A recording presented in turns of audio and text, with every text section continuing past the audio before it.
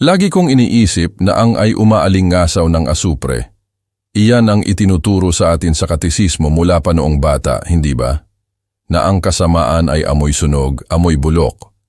Pero ano ba, sa edad kong 71, napilitan akong matutunan sa masakit na paraan na ang ay hindi amoy asupre. Ang ay amoy mamahaling pabango, amoy Chanel No. 5, amoy designer cologne, at amoy French champagne. At ang pinakamasakit sa lahat, lintik na pabango yan, ako mismo ang nagbayad. Kung nakikinig ka sa kwento ko, pakiusap, huwag mo akong husgahan agad. Ang pangalan ko ay Oscar Balta at hindi ako pumunta rito para magpaawa. Pumunta ako para ikumpisal ang aking kasalanan. Ang kasalanan ko ay hindi ang pagnanakaw o pagpatay. Bagaman hindi ako inubusan ng kagustuhan, sumpa ko.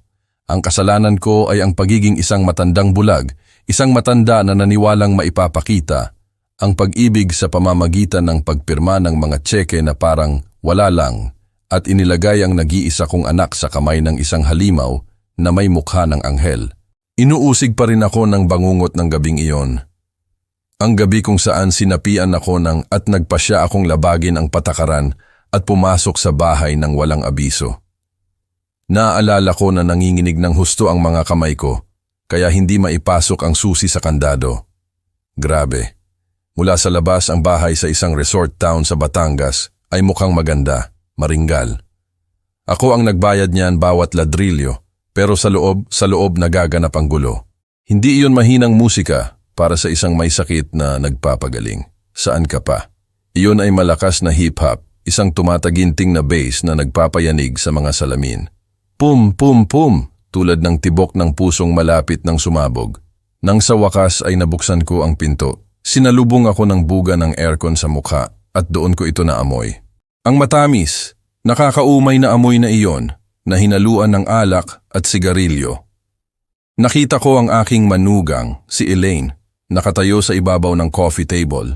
Nakasuot ng pulang damit na halos walang tinatakpan, humahalakhak habang may hawak na baso ng alak. At sa ibaba, pumapalakpak na parang mga seal, isang grupo ng mga hindi ko kilala. At yung hayop na yon si Gab, na nagmamaneho ng sasakyan ng anak ko na parang siya ang may-ari. Walang hiya, mukha silang masaya, mukha silang buhay, ginagastos ang pera ko, iniinom ang pawis ko. Sandali akong natigilan, umakyat ang galit sa ulo ko, walang hiya. Pero pagkatapos, naalala ko kung bakit ako nandoon.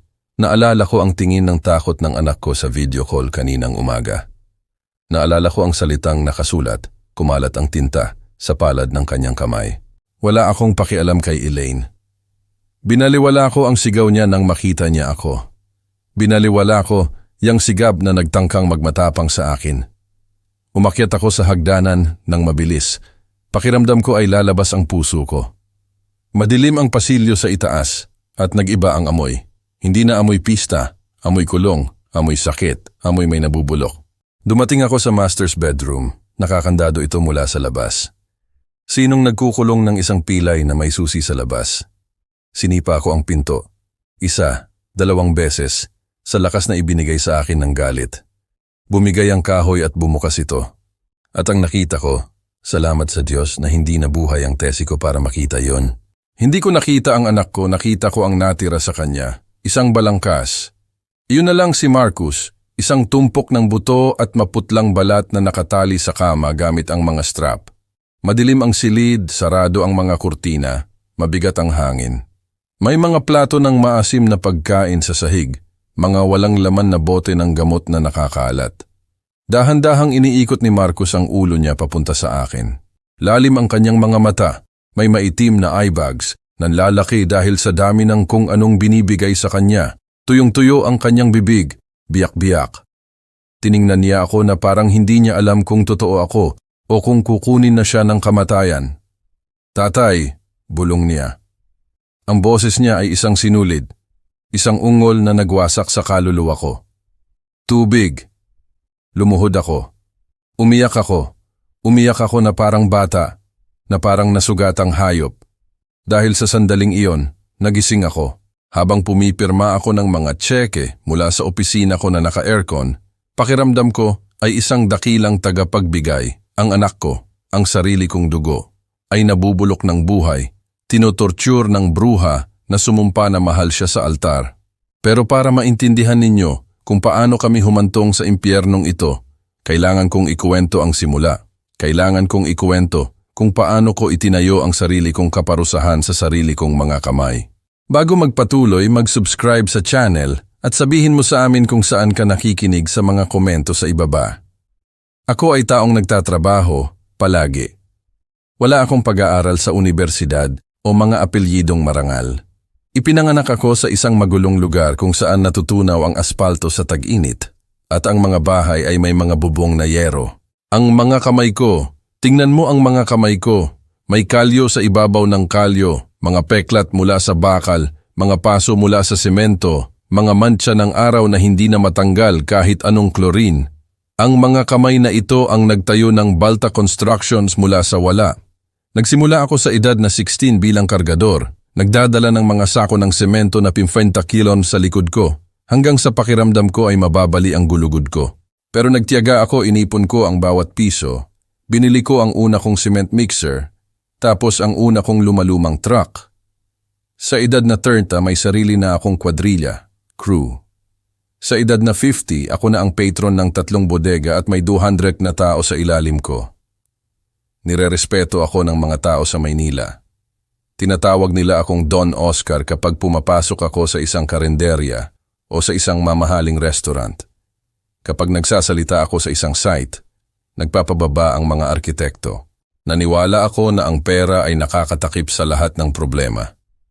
Naniwala ako na kung magtatrabaho ako mula umaga hanggang gabi, hindi kailanman magugutom ang pamilya ko tulad ng dinanas ko. Ibinigay ko ang lahat sa aking asawa, si Tessie Crisanta, at sa nag-iisa naming anak, si Marcus. Si Marcus ay mabuting bata, may busilak na puso. Wala siyang katulad ng sungit ng ugali ko. Mas katulad siya ng kanyang ina. Tahimik. Nag-aral siya ng arkitektura dahil hiniling ko, kahit alam kong mas hilig niya ang musika. Hindi siya nagreklamo. Nagtatrabaho siya sa akin sa kumpanya pero napapansin ko. Hindi ko alam, masyadong malambot para sa negosyong ito ng mga pating. Nang mawala sa akin si Tessie 2 taon na ang nakalipas, gumuho ang mundo ko. Isang biglaang infarct habang nagluluto siya ng almusal. Ganun lang, walang abiso, walang paalam. Naiwan akong nag-iisa sa isang malaking bahay na biglang naging malamig. Nagsimula akong kainin ng konsensya. Naisip ko ang lahat ng pagkakataon na hindi ako nakasama sa hapunan dahil nagche-check ako ng mga plano. Ang lahat ng bakasyon na kinansela ko para tapusin ang isang deal. Lintik. Naramdaman ko na ako ang pinakamiserableng tao sa mundo at pagkatapos, ibinuhos ko ang lahat ng konsensya na iyon. Lahat ng pag-ibig na sobra sa akin, kay Marcus. Siya na lang ang natitira sa akin mula sa asawa ko. Ipinangako ko sa sarili ko na walang magkukulang sa bata, na magiging masaya siya, anuman ang halaga. Sa sandaling iyon ng kahinaan, lumakas si Elaine. Si Elaine, ang manugang ko, isang magandang babae. Ano pa bang masasabi ko? Berde ang mga mata, ngiti na pang komersyal, laging maayos. Nakilala siya ni Marcus sa unibersidad at nagpakasal sila agad-agad. Sa simula, gusto ko siya. Mukha siyang masipag, mapagmahal. Tinatawag niya akong Tatay Oscar. Dinadala niya ang kape ko sa opisina, pero ang Tessie ko ay hindi siya kinagigiliwan. Naaalala ko ang isang gabi bago siya mamatay, na sinabi ng asawa ko, Oscar, malamig ang mga mata ng babaeng yon. Ngumingiti siya gamit ang bibig, pero hindi nagbabago ang tingin niya. Ingatan mo si Marcus. Sabi ko sa kanya na huwag mag-isip ng masama, na selos lang yun ng isang ina. Hay naku, napakalaki ng tama mo, asawa ko. Naaamoy ng mga babae ang ganyang mga bagay. Mayroon silang pang-anim na pandama na wala tayo, tayong mga lalaki, gaano man tayo katindi. Nakita ni Elaine na nalulumbay ako dahil sa pagkamatay ni Tessie at nakita niya ang pagkakataon niya. Nagsimula siyang lalong pumasok sa bahay, maglipat ng mga gamit ko, magbigay ng opinyon tungkol sa pera ni Marcus at hinayaan ko siya dahil masyado akong abala sa pagkaawa sa sarili ko. Huwag po kayong mag-alala, Tatay Oscar, sabi niya sa malambot na boses. Magpahinga po kayo. Ako na ang bahala na maging 100% si Marcus. Marami na po kayong naitrabaho. Mukha siyang manugang na pinapangarap hanggang sa nangyari ang aksidente. Ang lintik na aksidente na ginamit niya bilang master key para buksan ang safe ko at nakawin pati ang kaluluwa ko. Isang Martes noon, maulan sa Nobyembre. Pauwi si Marcus mula sa pagsusubaybay ng isang proyekto sa National Highway. Nawalan ng kontrol ang isang trailer, lumipat ng lane at, hayun, ang sasakyan ng anak ko ay naging accordion. Nang abisuhan ako, pakiramdam ko ay nawalan ako ng hininga. Dumating ako sa ospital na kaba. Si Marcus ay nasa intensive care, puno ng tubo, tumutunog ang mga monitor, may benda sa lahat ng dako. Lumabas ang doktor para kausapin kami. Nandoon si Elaine, umiiyak ng husto, nakakapit sa braso ko na parang isang maliit na bata.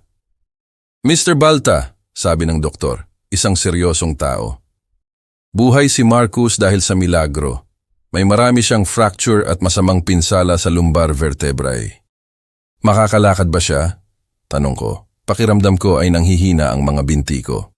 Nag-isip sandali ang doktor, pero pagkatapos ay tumango. May pag-asa. Hindi naputol ang spinal cord, naipit lang. Sa operasyon, oras, at napakatinding rehabilitasyon, may 70% na posibilidad. Nagagaling siya, pero magiging mahaba at masakit na sakripisyo. Kailangan niya ng ganap na kapayapaan at pag-aalaga 24 oras. Nakahinga ako, salamat sa Diyos. May pag-asa. Makakaligtas ang anak ko. Kahit magkano, doktor, sabi ko ng matatag, dalhin mo ang pinakamahusay na espesyalista sa mundo kung kinakailangan. Hindi mahalaga ang pera. Hinigpitan ni Elaine ang braso ko. Tiningnan ako ng berdeng mata na puno ng luha at sinabi, Salamat, Tatay Oscar. Ako ang mag-aalaga sa kanya. Isumpa ako sa buhay ko na bubuhatin ko siya. Hihinto ako sa trabaho, iiwan ko ang lahat. Siya ang buhay ko. Niyakap ko siya, naniwala ako sa lahat. Lintik. Naisip ko, ang swerte ni Marcus na may asawa na ganoon magmahal. Ang operasyon ay matagumpay, o yun ang sinabi nila sa amin. Pero iba na si Marcus. Bihira siyang magising, mas bihira siyang magsalita. Laging parang wala sa sarili. Trauma yan, sabi ni Elaine, at yung mga pampatulog para sa sakit ay napakalakas. Isang linggo pagkatapos siyang i-discharge, pumunta si Elaine sa opisina ko, isinara ang pinto, at umupo sa harap ko na may mukha ng lamay. Tatay, kailangan nating mag-usap. Sabihin mo, anak, ano ang kulang mo? Si Marcus po. Dito sa Maynila hindi siya gagaling. Napakaraming ingay, napakaraming sigisaling tao. Ang mga kaibigan ay dumarating para bumisita at siya ay nalulungkot. Nalulungkot? Paano? Nag-iiba ang pakiramdam. Tatay umiiyak, sabi niya. Ayaw niyang makita siya ng sinuman na ganyan. Lumpo, umaasa sa iba para sa banyo. Pakiramdam niya ay hinahamak siya. Kahapon, sinabi niya sa akin na mas gusto niya pang mamatay. Tumama sa akin ang mga salitang iyon na parang martilyo. Ang anak ko, ang masayahin kong anak, gustong sumuko. Ano ang mungkahi mo? Tanong ko. Dalhin natin siya sa Batangas. Mabilis niyang sinabi na parang pinaghandaan na niya. Mayroon po kayong malaking bahay doon, malapit sa dagat. Tahimik. Doon, maaari tayong kumuha ng pribadong nurse, mga therapist na pupunta sa bahay. Walang makakakita sa kanya. Walang huhusga sa kanya. Makakabawi siya ng may dangal. Nag-isip ako. 3 oras ang Batangas, malayo sa akin. Pero kung yun ang pinakamainam para sa kanya. Pero gusto ko siyang makita, Elaine. Gusto kong makasama siya. At gagawin niyo po, tatay. Pero bigyan niyo kami ng ilang linggo para makapag-ayos, para masanay siya sa ideya. Maniwala po kayo, kung makikita niyo siya ngayon na ganoon ka, ang kalagayan, mas makakasama lang po kayo sa makabuti. Kailangan niyang maging malakas bago makita ang kanyang ama. Kayo ang hero niya, Don Oscar. Ayaw niyang makita ng kanyang hero na wasak siya. Ang pariralang iyon, ang napariralang iyon, ang nagpatumba sa akin. Tinamaan ako sa ego ko, sa pag-ibig ko, sa konsensya ko. Sige na, sabi ko habang inilalabas ang checkbook. Pumunta kayo sa Batangas, kunin mo ang kailangan mo, huwag siyang magkulang sa anuman. Ngumiti si Elaine. Isang malungkot na ngiti na pang telenovela. Salamat tatay, isa po kayong santo. At sa gayon, pinirmahan ko ang sentensiya ng anak ko. Ibinigay ko sa kanila ang susi ng kulungan at ibinigay ko ang pera para sa mga kandado. Angko, tinulungan ko silang lumipat. Nagbayad ako ng pribadong ambulansya para dalhin si Marcus. Nakasedate siya para hindi niya maramdaman ang mga lubak. Ayon kay Elaine, halos hindi ko siya nahalikan sa noo bago nila inakyat sa stretcher. Maputla siya, malamig na parang isda. Gagaling ka anak? Bulong ko sa tainga niya.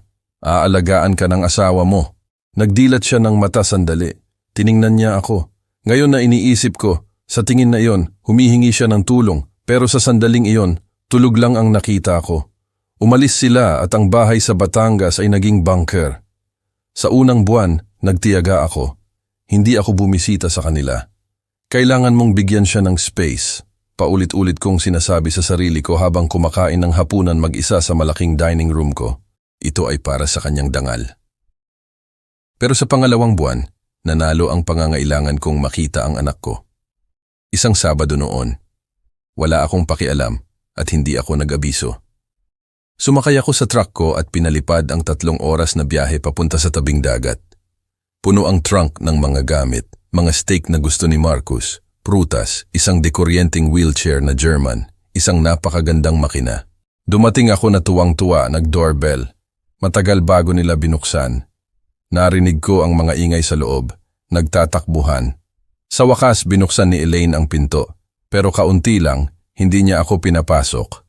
Nakasuot siya ng damit na pambahay at magulo ang buhok. Don Oscar, sabi niya na nagkukunwari na nagulat, pero halata ang kaba niya.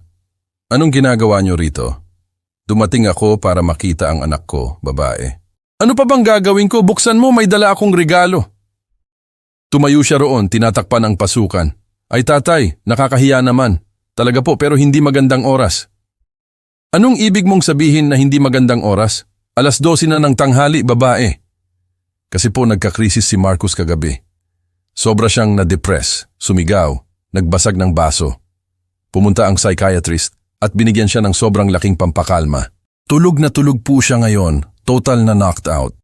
Sabi ng doktor, walang sino man ang dapat mag-istorbo sa kanya sa loob ng 24 oras. Naramdaman ko ang pagbaba ng pakiramdam. Sige, maghihintay ako hanggang sa magising siya. Hindi ako nagmamadali.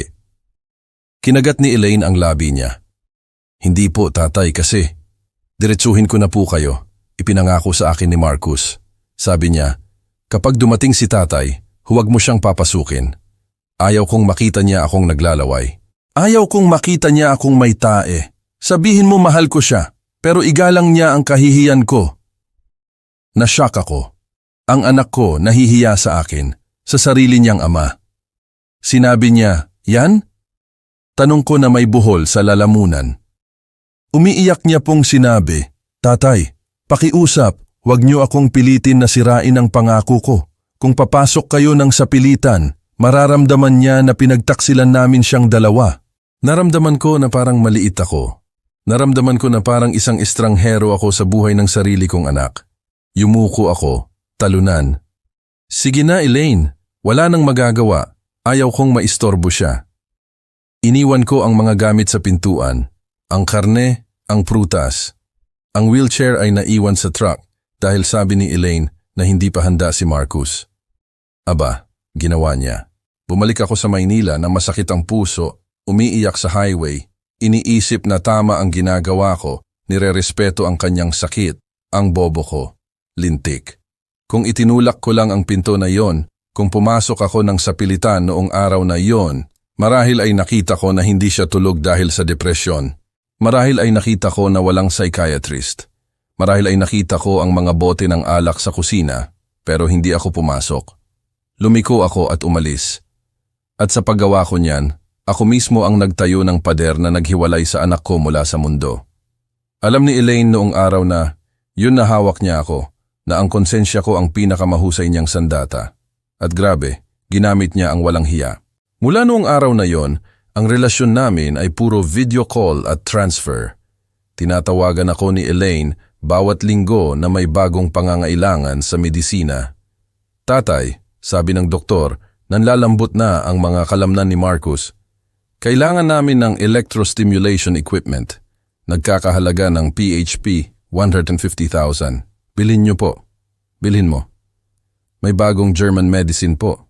Sabi nila, yan ang the best para sa mga nerve, pero hindi pumapayag ang insurance. PHP 100,000 po ang kahon at kailangan niya ng 2 sa isang buwan. I-order mo. Ide-deposit ko ngayon na. Tumataas po ang rate ng mga nurse sa agency. Kailangan namin ng isang live-in, isang magaling sa trauma. May isang napakagaling po. Ang pangalan ay Bruno, pero mahal siya maningil. Kunin mo siya. Gusto ko ang pinakamahusay para sa kanya.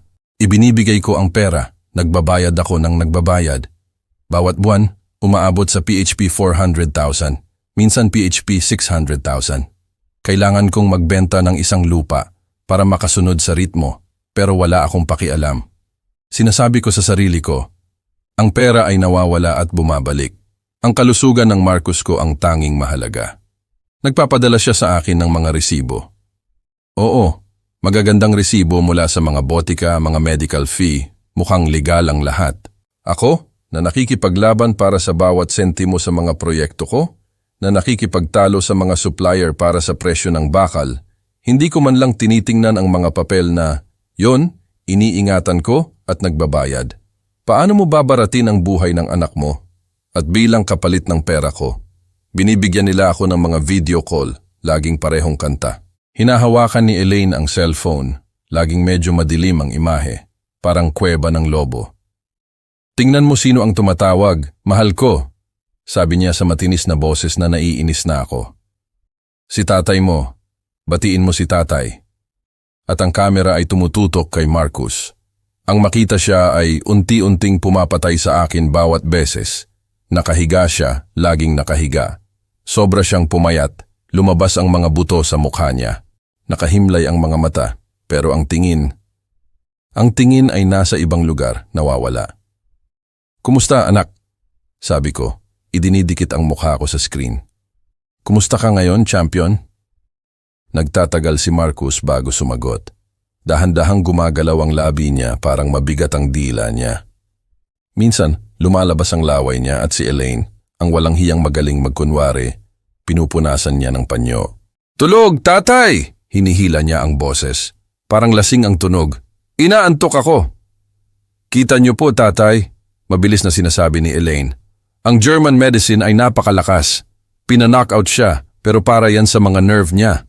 Sabi ng doktor, ang pagtulog ang pinakamalaking gamot. Mukha siyang Elaine, sabi ko minsan na natatakot. Mukha siyang mas masama kaysa dati. Sigurado ka bang gumagana yung treatment na yan? Nagbuntong hininga siya na nagkukunwari na biktima. Isa itong proseso, Don Oscar. Minsan, lumalala muna bago gumaling. Hindi rin ako natutulog, alam nyo. Nandito ako 24 oras naglilinis ng puwet niya, nagpapakain sa bibig. Napakahirap. Minsan pakiramdam ko, hindi ko na kaya. At nagsisimula siyang umiyak. At heto na ang naako para kumusinti sa kanya. Patawad anak, alam kong mahirap. Isa kang santa. Bilhan mo ang sarili mo ng maganda. Mag-spa ka, magpahinga ka. Sagot ko na. Ay tatay, ano po kayo? Sige na, pero isang masahe po ay makakabuti sa akin. Salamat. Perpekto ang scam. Mayroon siyang ganap na kontrol. Ang pera, ang impormasyon, at ang anak ko. Pero may isang detalye. Isang maliit na detalye na nakaligtaan niya. Sabi nila, ang kasakiman ay nakakasira. At masyadong nagtiwala si Elaine. Ito ay noong 5 buwan. Habang nagvi-video call, inilapag ni Elaine ang cellphone sa side table para kumuha ng tubig. Nakalimutan niya at hindi niya pinatay ang mic. Si Marcus ay nasa screen. Tuwid, nakatingin sa kisame na bukas ang bibig.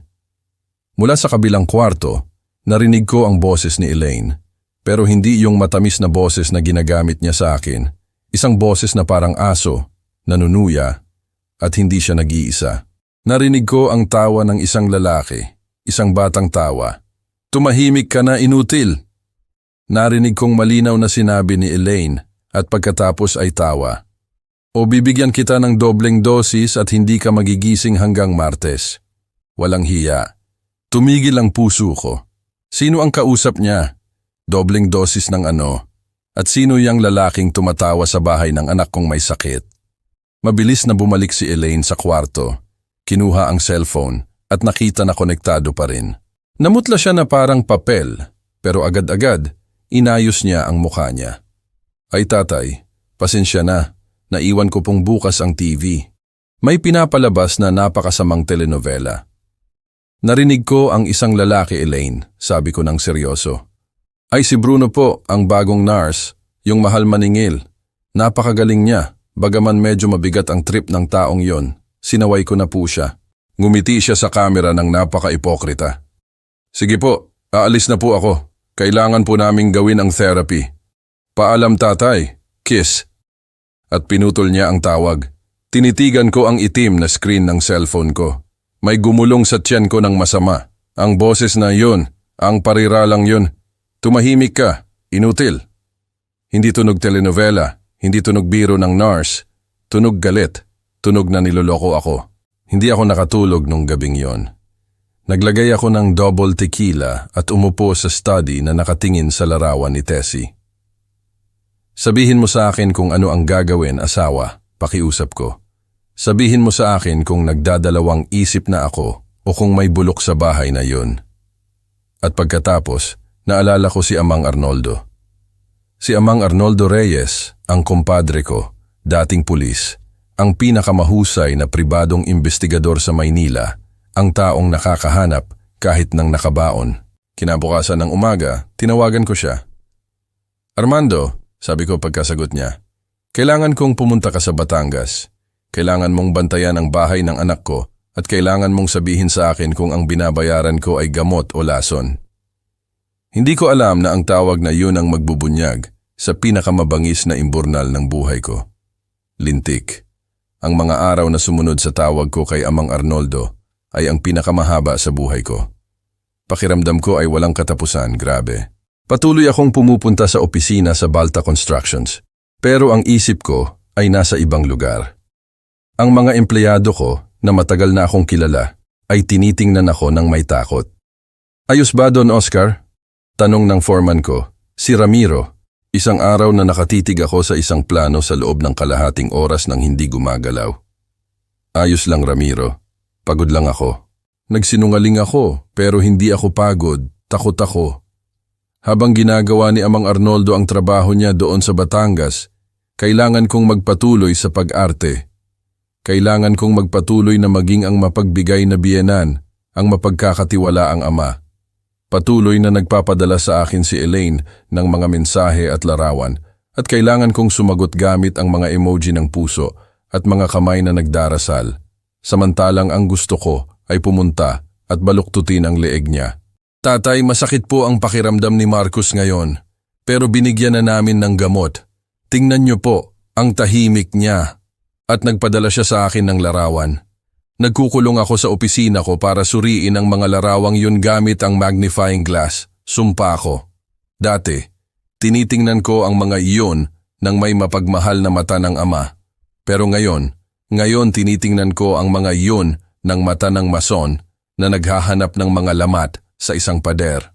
At grabe, nakita ko ang mga lamat.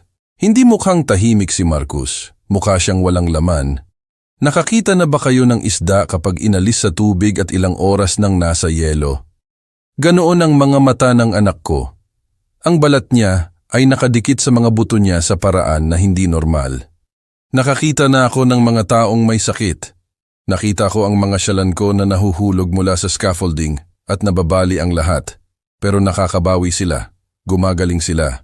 Si Marcus, sa kabilang banda, ay natutunaw. Walang hiya. Bulong ko isang araw habang tinitingnan ng screen ng computer. Nakikita ang mga tadyang niya sa pamamagitan ng damit. Tinawagan ko si Elaine, sinisikap na huwag manginig ang boses ko. Anak, mukhang napakapayat ni Marcus. Kumakain ba siya ng maayos? Ay tatay, kung alam niyo lang, sagot niya sa boses na hindi ako nakabasag ng plato. Binibigyan ko lang siya ng protein shake, yung mga mamahaling binabayaran niyo. Bumibili ako ng salmon, Angus beef. Pero sabi ng doktor, mabilis ang metabolism niya dahil sa trauma, normal lang na pumayat siya. Normal, anak? Mukha siyang bangkay na bukas ang mata. Huwag niyo pong sabihin yan, Don Oscar. Kakatok po ako sa kahoy, sabi niya, nagkukunwari na nasaktan. Wala po kayo rito para makita kung paano ko siya sinusubuan ng pagkain. Minsan, inaabot ng 1 oras bago niya maubos ang 3 subo. Ginagawa ko ang lahat, tatay. Talaga po, kung naniniwala kayo na hindi ko siya inaalagaan ng maayos, pumunta kayo at gawin niyo. Iyon ang malakas niyang baraha. Alam niya na hindi ako makakapunta. Alam niya na hawak niya ako sa leeg sa pangako na ginawa ko kay Marcus na huwag siyang makita na ganyan. Hindi. Patawarin mo ako. Umatras ako. Kinakagat ang dila ko. Alam kong ginagawa mo ang lahat. Desperasyon lang po yan ng isang ama. Naiintindihan ko, tatay, pero magtiwala po kayo. Ang German medicine ay matagal bago magkabisa, pero kapag tumalab, makikita nyo na babangon si Marcus na parang walang nangyari. Ibinaba ko ang telepono at sinuntok ko ang mesa. Pum! Tumalsik ang mga papel. Tumalsik ang kape. Pakiramdam ko ay wala akong magawa. Pakiramdam ko ay isang leon na nakakulong. Nakikita kung paano kinakain ng mga buwitre ang mga mata ng kuting niya. Anong klaseng gamot ang nagpapabago sa isang 30 taong gulang na lalaki na maging basahan? Anong klaseng rehabilitasyon ang sumisipsip sa buhay mo sa halip na ibalik ito? Nagsimula akong maghinala ng pinakamasama. Hindi tungkol sa pangangaliwa.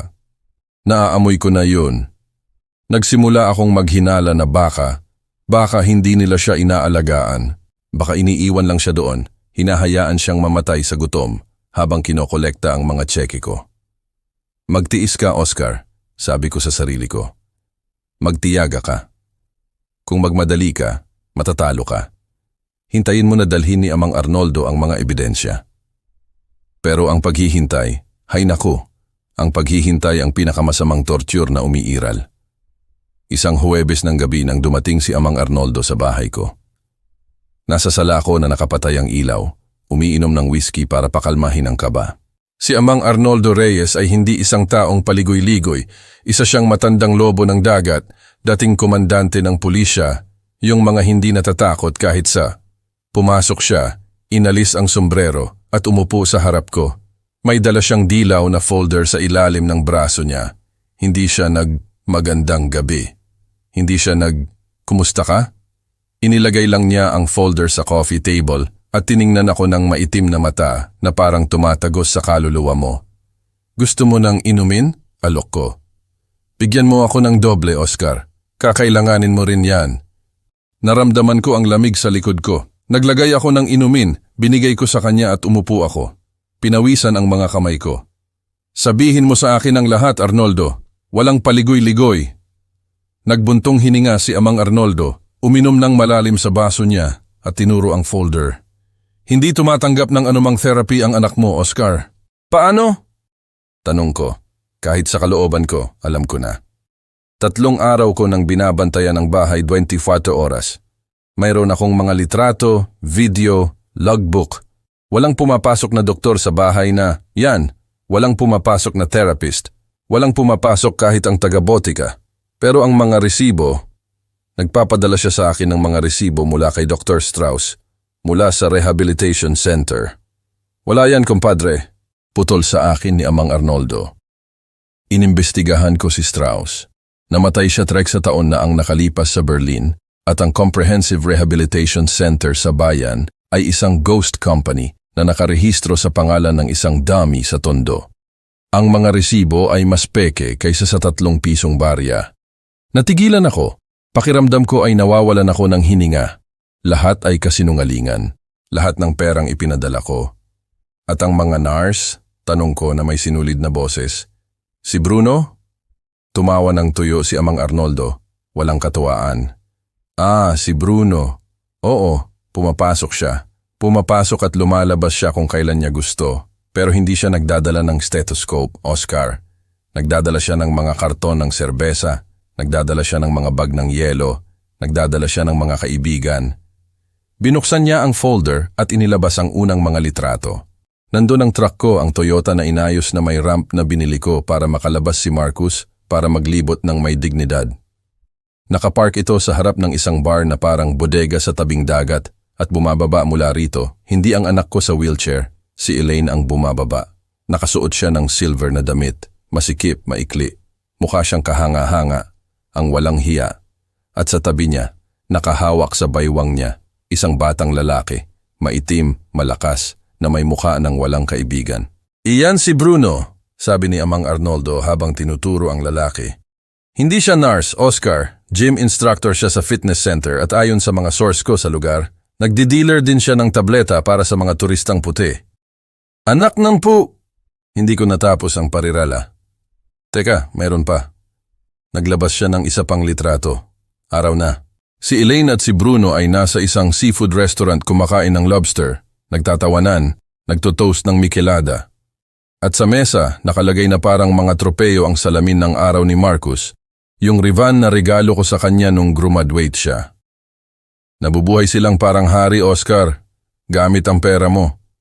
Ginagastos nila ang pambayad sa therapy sa mga pista, damit at alak. Sinasagutan nila ang buong kapitbahayan sa mga party na ginagawa nila sa gitna ng linggo. At si Marcus? Tanong ko. Pakiramdam ko ay nangangati ang mga mata ko sa luha. Nasaan ang anak ko habang nagpipista sila? Tiningnan ako ni Amang Arnoldo ng may awa. Iyon ang tanging pagkakataon na nakita ko ang awa sa mga mata niya. Iyon ang masakit na bahagi, kumpadre. Walang sino man ang nakakita kay Marcus. Walang sino man. Sabi ng mga kapitbahay. Minsan sa madaling araw, may naririnig silang sigaw, pero hindi sigaw ng away, kundi parang mga lament, parang sa isang hayop na nakakulong. Tinakpan ko ang mukha ko ng mga kamay. Diyos ko, ang anak ko, ang dugo ko. Mag-isa ba siya? Tanong ko na parang nalulunod. Kapag lumalabas sila, nagiging madilim ang bahay. Sinasara nila ang lahat. Sinasara nila ang mga bintana gamit ang aluminum foil para hindi pumasok ang araw. Oscar, sa tingin ko, kinukulong nila siya. Tumayo ako ng biglaan na itumba ang silya. Napakalaki ng galit kaya pakiramdam ko ay aatakihin ako sa puso mismo roon. Papatayin ko sila! Sigaw ko. Pupunta ako ngayon na at babarilin ko silang isa-isa? Tumayo si Amang Arnoldo ng tahimik at inilagay ang kamay niya sa balikat ko. Mabigat na parang bato. Kung pupunta ka ngayon at papatayin mo sila, mapupunta ka sa kulungan at may iwan si Marcus na mag-isa. At kung pupunta ka at magpapagulo, maaari nilang sabihin na baliw ka, na maayos si Marcus. Kailangan nating pumasok na kasama ang batas, Oscar. Kailangan nating hulihin sila na in flagrante delicto. Mas maraming ebidensya, sigaw ko. Tinuturuan mo ako na ang manugang ko ay isang at nakinidnap ang anak ko. Tinuturuan kita na ang manugang mo ay isang vividora, gold digger, at na pinababayaan ang anak mo. Pero hindi natin alam kung si Marcus ay biktima o kaso. Ang salitang iyon ang nagpatigil sa akin. Kaso, umupo akong nanginginig ulit. Ano ang sinasabi mo, Arnoldo? Sa tingin mo, kasama si Marcus sa kalokohan na to? Isipin mo ng malamig ang ulo, hindi gamit ang puso ng ama, sabi ni Amang Arnoldo. Naglagay ng isa pang inumin. Nagkaroon si Marcus ng aksidente. Oo, pero paano kung gumaling na siya? Paano kung ayaw niyang magtrabaho? Paano kung napagtanto niya na sa pagkukunwari na lumpo, binibigyan mo siya ng buhay ng milyonaryo na palagi niyang gusto? Hindi! Umiling ako. Hindi ganyan si Marcus. May busilak na puso siya. Nagbabago ang mga tao, Oscar. Ang sakit ay nagbabago sa mga tao o ang takot. Baka kinumbinsi siya ni Elaine. Baka alam niya na may kasama siyang Bruno at tinatanggap niya basta't patuloy kang nagpapadala ng mga tseke. Nakakita ako ng mas masasamang bagay, kumpadre. Mga anak na pumapatay sa kanilang mga magulang para sa isang mana. Ang pagkukunwari ng pagkalumpo ay larong pambata kumpara doon. Ang pagdududa, ang napagdududa na, yon ay tumusok sa dibdib ko na parang matinik na panunumbat. Paano kung tama si Amang Arnoldo? Paano kung tinatawanan din ako ni Marcus? Paano kung ang mga lament na naririnig ng mga kapitbahay ay puro pagpapanggap para hindi ako maghinala kung may magtanong? Naalala ko ang mga video call. Naalala ko ang kanyang mga mata na parang wala sa sarili. Hindi, sabi ko, mas para sa sarili ko kaysa sa kanya. Hindi, Arnoldo, Hindi mo nakita ang mga mata niya. Hindi iyon mata ng artista, mata iyon ng takot. Baka takot na mabisto ka, iginiit ni Amang Arnoldo. Tingnan mo, Oscar, ginagawa ko ang trabaho ko. Dinadala ko sa iyo ang katotohanan. Gusto mo man o hindi, ngayon ang katotohanan ay ninanakawan ka. Kung ang anak mo ay bahagi ng pagnanakaw o biktima, hindi ko pa alam yon. Para malaman yan, kailangan nating pumasok sa bahay na yan, pero legal. Paano? Bukas ang kaarawan mo, hindi ba? Tanong ni Amang Arnoldo na may bahagyang ngiti. Oo, 72 taon ng purong pait. Gamitin mo yon, tawagan mo sila. Sabihin mo na gusto mo ng isang espesyal na video call.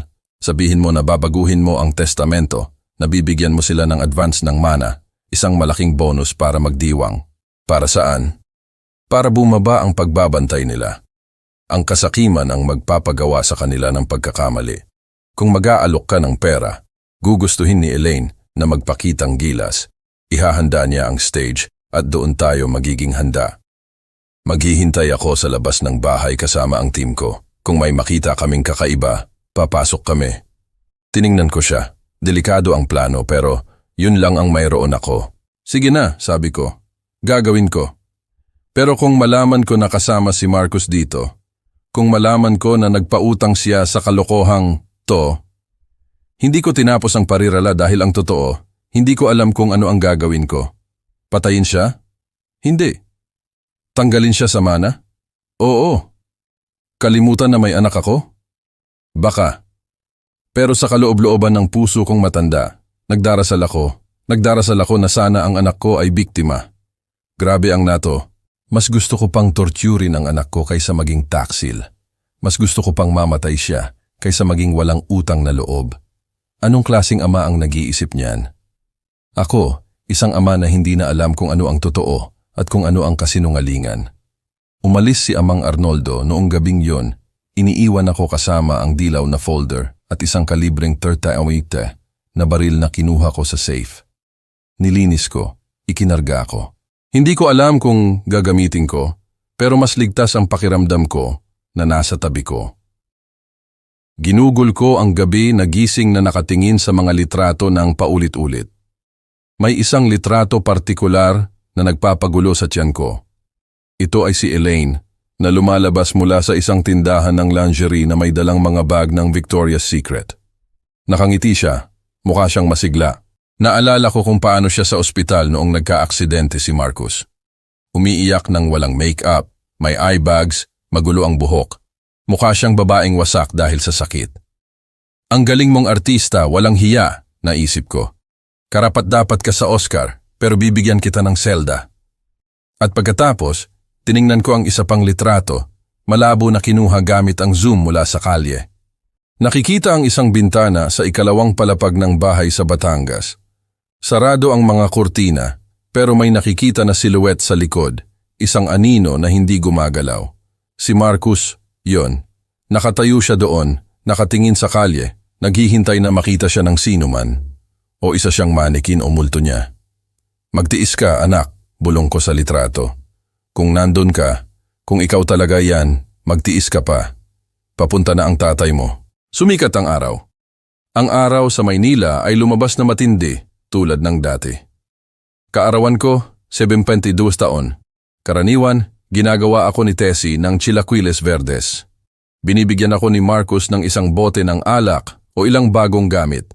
Ngayon, nag-almusal ako ng kape at apdo. 10:00 ng umaga, kinuha ko ang telepono. Hindi nanginginig ang mga kamay ko, malamig, matatag. Kailangan kong ibigay ang pagganap ng buhay ko. Kailangan kong magtunog tulad ng matandang tanga at mapagbigay na sa tingin nila ay ako. Dinial ko ang numero ni Elaine. Hello? Sagot niya. Parang inaantok or lasing. Sa likod, may naririnig na ingay ng mga plato. Anak, magandang umaga. Sigaw ko ng may peking kagalakan na parang suka ang lasa sa akin. Ang tatay mo to, kaarawan ko ngayon. Ay, Don Oscar. Nagbago ang boses niya sa isang segundo. Naging matamis. Maligayang kaarawan, grabe naman. Nakalimutan kong tawagan kayo ng maaga. Kasi nagkaroon kami ng mahirap na gabi kasama si Marcus, alam nyo na. I can imagine ang mahirap na gabi. Naisip ko, naaalala ang mga litrato sa bar. Mahirap magdesisyon kung aling bote ang bubuksan. Huwag kang mag-alala, anak. Teka, tumatawag ako kasi nagising ako na sentimental ngayon. Matanda na ako, Elaine. Ang 72 taon ay hindi biro. At iniisip ko, walang silbi ang pera kung mamatay ka at iiwan mo lang doon. Narinig ko ang katahimikan sa kabilang linya, ang katahimikan ng kasakiman na tumatayo ang tainga. Ano po ang ibig niyong sabihin, tatay? Kasi gusto ko kayong bigyan ng regalo, isang malaking regalo. Gusto kong i-transfer sa inyo ang isang espesyal na bonus ngayon na PHP 5,000 para masiguro ang kinabukasan ni Marcus kung sakaling mawala ako. Narinig ko kung paano niya pinigilan ang hininga niya. PHP 5,000. Sa pera na yun, maaari silang mabuhay nang nagpipista sa loob ng 1 taon. Don Oscar, ang galante nyo. Magiging masaya si Marcus. Well, sa abot ng makakaya, pero may kondisyon ako, Elaine. Ano man po, tatay. Gusto ko siyang makita. Gusto kong mag-video call ngayon na. Gusto kong batiin niya ako. Gusto kong makita ang mukha niya kapag sinabi mo sa kanya ang tungkol sa pera. Nag-alinlangan siya. Hay naku, tatay, kasi tulog na tulog po siya ngayon. Kakatapos ko lang po siyang bigyan ng tableta. Kung gayon, gisingin mo, sabi ko na nagpapatigas ng boses ko. Sapat lang. 5 milyong piso yan, Elaine. Sa tingin ko, sulit ang paggising ng maaga. Kung hindi ko siya makikita sa loob ng 15 na minuto, walang transfer. At tingnan mo, bukas na ang online banking ko sa computer. Inilagay ko siya sa pagitan ng bato at ng matigas na lugar. Ang pera o ang dahilan. At alam ko na mas gusto ng babaeng yun ang pera kaysa sa paghinga. Sige na po, tatay, mabilis niyang sinabi. Bigyan niyo ako ng 20 minuto. Aayusin ko po siya para maging gwapo sa inyo. 20 minuto, Elaine, hindi na isa pa. Ibinaba ko ang telepono. Tiningnan ko ang orasan. 10:15 ng umaga. Nagpadala ako ng mensahe kay Amang Arnoldo. Sa loob ng 20 minuto, magvi-video ako. Maghanda ka sa labas ng bahay. Agad-agad na sumagot si Amang Arnoldo. Kopya, nandito ako. Ang truck ng Donya ay nasa labas. Dumating din si Bruno kanina. Nasa posisyon kami. Handa na ang stage. Nakalatag na ang bitag. Kailangan lang tingnan kung sino ang mahuhulog dito. Ang 20 minutong yun ay mas masama kaysa sa mga nakaraang araw. Naglakad ako pabalik-balik sa opisina. Tiningnan ko ang screen ng computer kung saan bukas ang bank account ko, na may insufficient balance, syempre, dahil inilipat ko na ang pera ko sa ibang secure account, pero hindi niya alam. Nagsimula akong mag-isip tungkol sa sinabi ni Amang Arnoldo. Paano kung kasama si Marcus sa kalokohan? Na-imagine ko si Elaine na tumatakbo sa kwarto na niyugyug si Marcus. Gumising ka, Bobo. Magbibigay ang tatay mo ng 5 million. Magkunwari kang may sakit, maglaway ka ng kaunti. Kung gagawin mo ng maayos, bibilhin ko sa iyo ang video game console na gusto mo. Nandidiri ako sa imahe na yun. Naramdaman ko na parang marumi ako dahil sa pagkakaroon ng ganoong anak.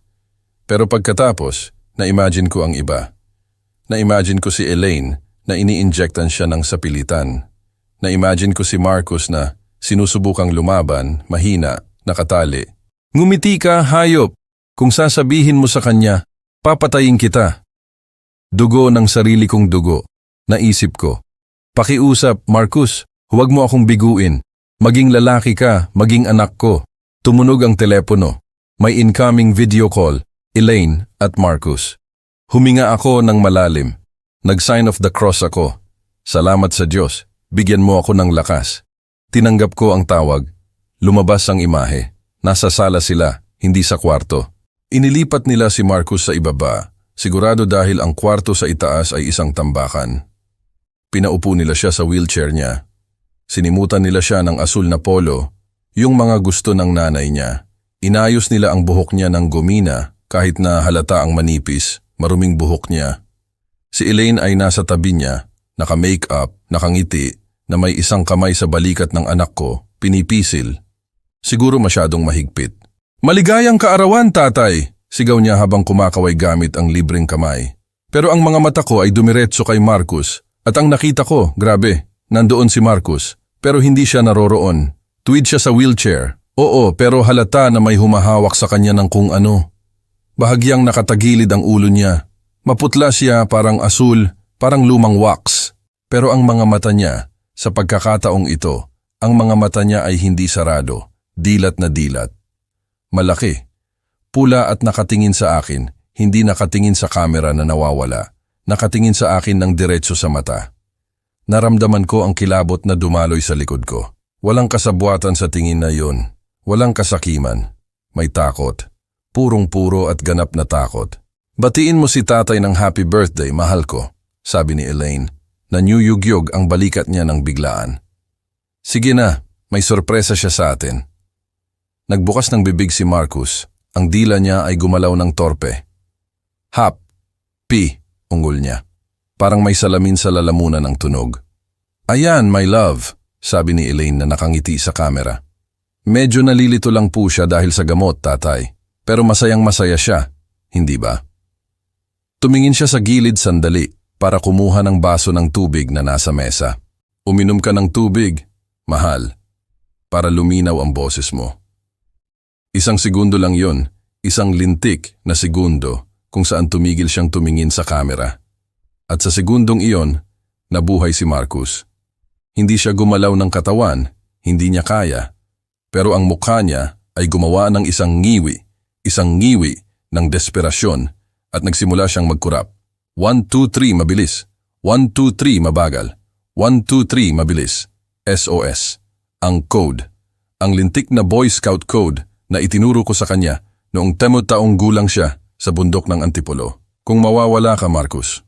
Kung nasa panganib ka at hindi ka makasigaw, gamitin mo ang ilaw. Gamitin mo ang mga mata mo. 3 maikli, 3 mahaba, 3 maikli. Tumigil ang puso ko. Hindi iyon tik, hindi iyon droga. Ang anak ko yon. Ang anak ko ay nandoon sa loob, nakulong sa sarili niyang katawan. Sumisigaw sa akin ng tahimik. Bumalik si Elaine na may baso. Heto ka, langit ko. Inilapit niya ang baso sa bibig.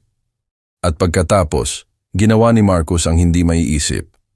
Sa lakas na hindi ko alam kung saan niya nakuha. Baka sa purong galit, tinabig niya ang baso. Zas. Lumipad ang tubig.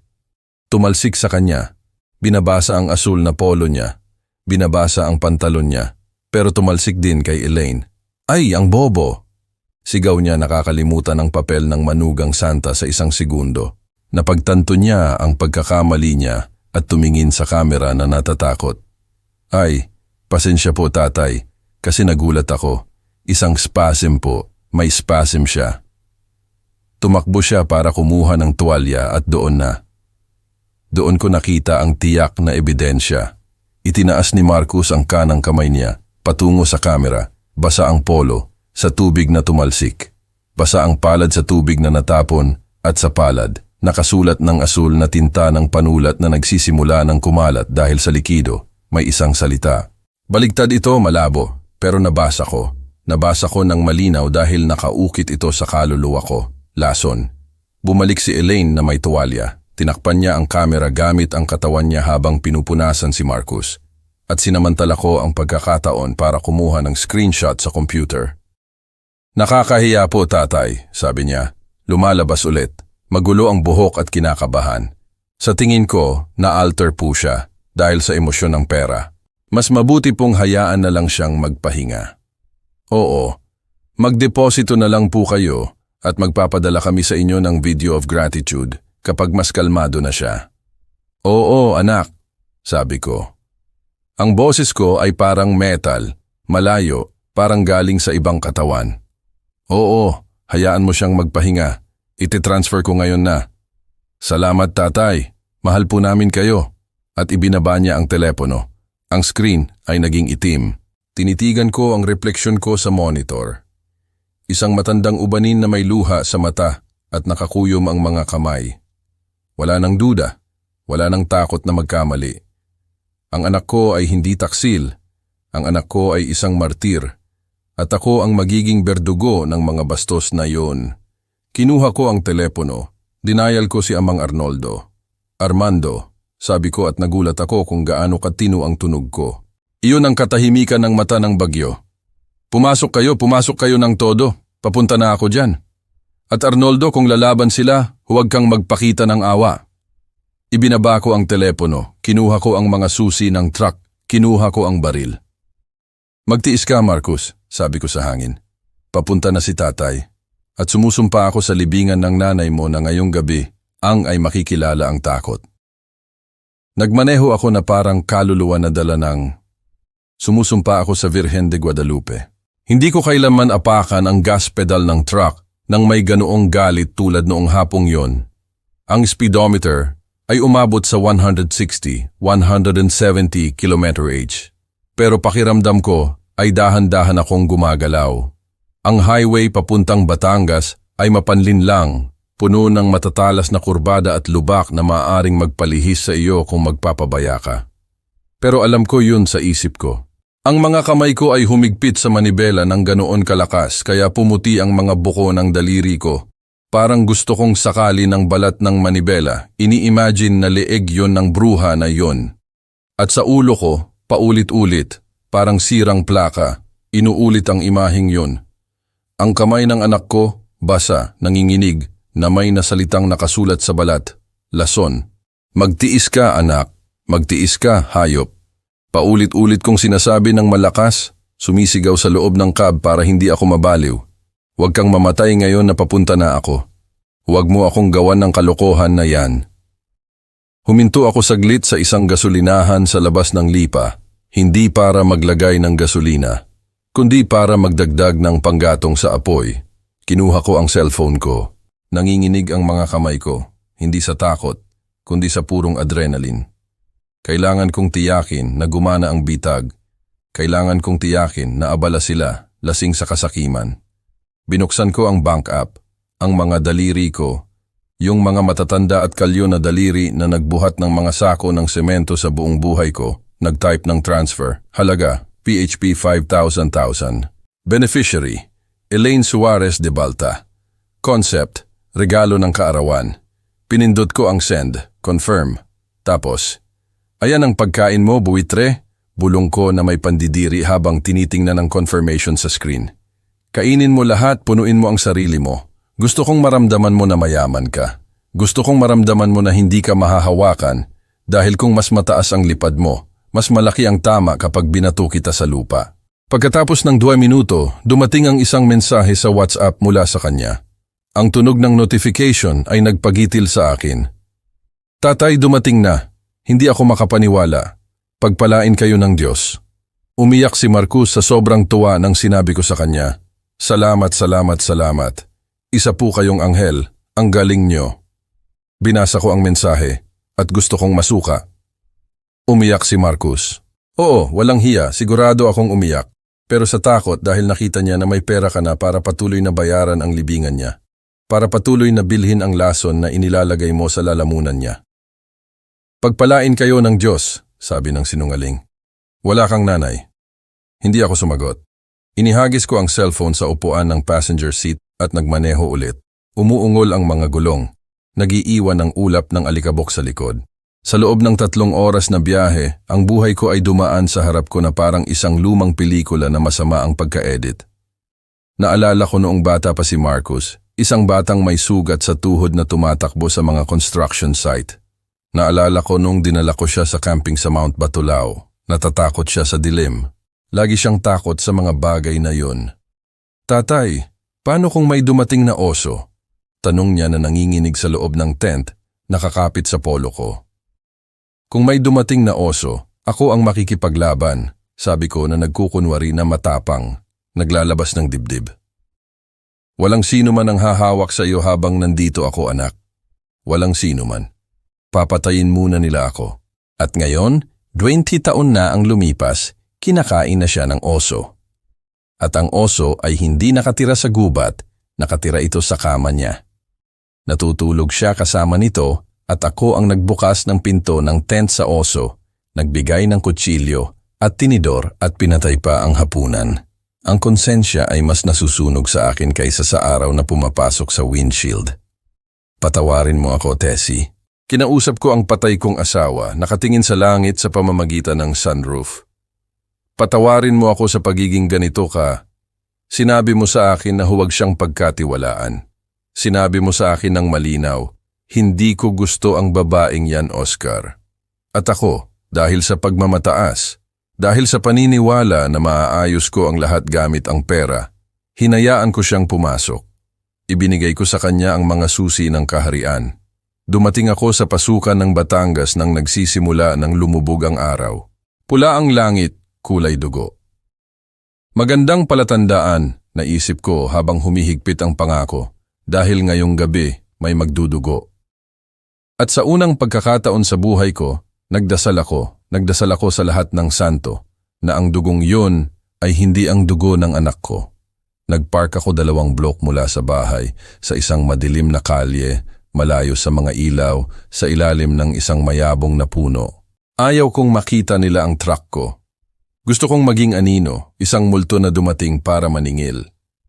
Nandoon na si Amang Arnoldo sa loob ng isang kulay abo na sedan na hindi halata, kumakain ng taco na may coke sa bote, na parang nasa picnic siya. Bumaba siya nang makita niya ako. Pinunasan niya ang sarsa sa bibig niya, gamit ang likod ng kamay niya, at lumapit sa bintana ako. Mabilis ka, kumpadre, sabi niya. Kalmado na parang hindi kami malapit nang pumasok sa impyerno. Akala ko aabutin ka ng 3.5 oras dahil sa traffic. Mabilis ako, Arnoldo. Galit na galit ako. Ano ang report? Tinuro ni Amang Arnoldo ang ulo niya patungo sa bahay ng anak ko. Kahit na 2 blok kami ang layo, naririnig ang pum-pum-pum ng musika. Napakalakas. Nagkagulo, Oscar. Pagkadating ng deposit, nagsimula nang dumating ang mga sasakyan. Serbesa, alak, yelo ng sobra-sobra.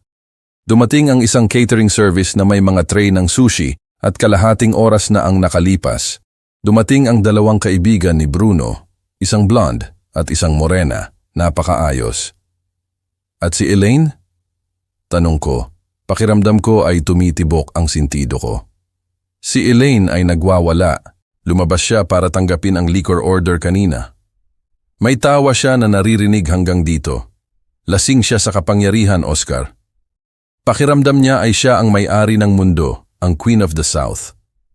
Hinigpitan ko ang manibela hanggang sa pumutok ang balat. At si Marcus? May nakita bang galaw sa kwarto sa itaas? Sabihin mo na may nakita ka. Umiling si Amang Arnoldo at naging seryoso ang mukha niya. Nawala ang ngiti niya mula sa tako. Wala, kumpadre. Ang bintana ay sarado pa rin, madilim.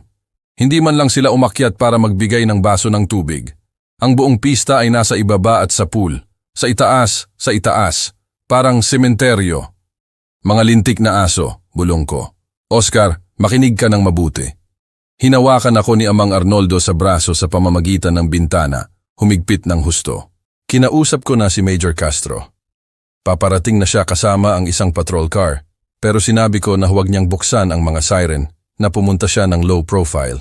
Kung papasok tayo ng mag-isa at magkakabarilan, magkakaroon tayo ng legal na problema. Kailangan ito ay ayon sa batas. Punta na sa ang legal, Arnoldo. Sabi ko at inilabas ko ang baril na nakasuksok sa pantalon ko para makita niya. Kumislap ang metal sa kaunting ilaw ng kalye. Humiling ng tulong ang anak ko.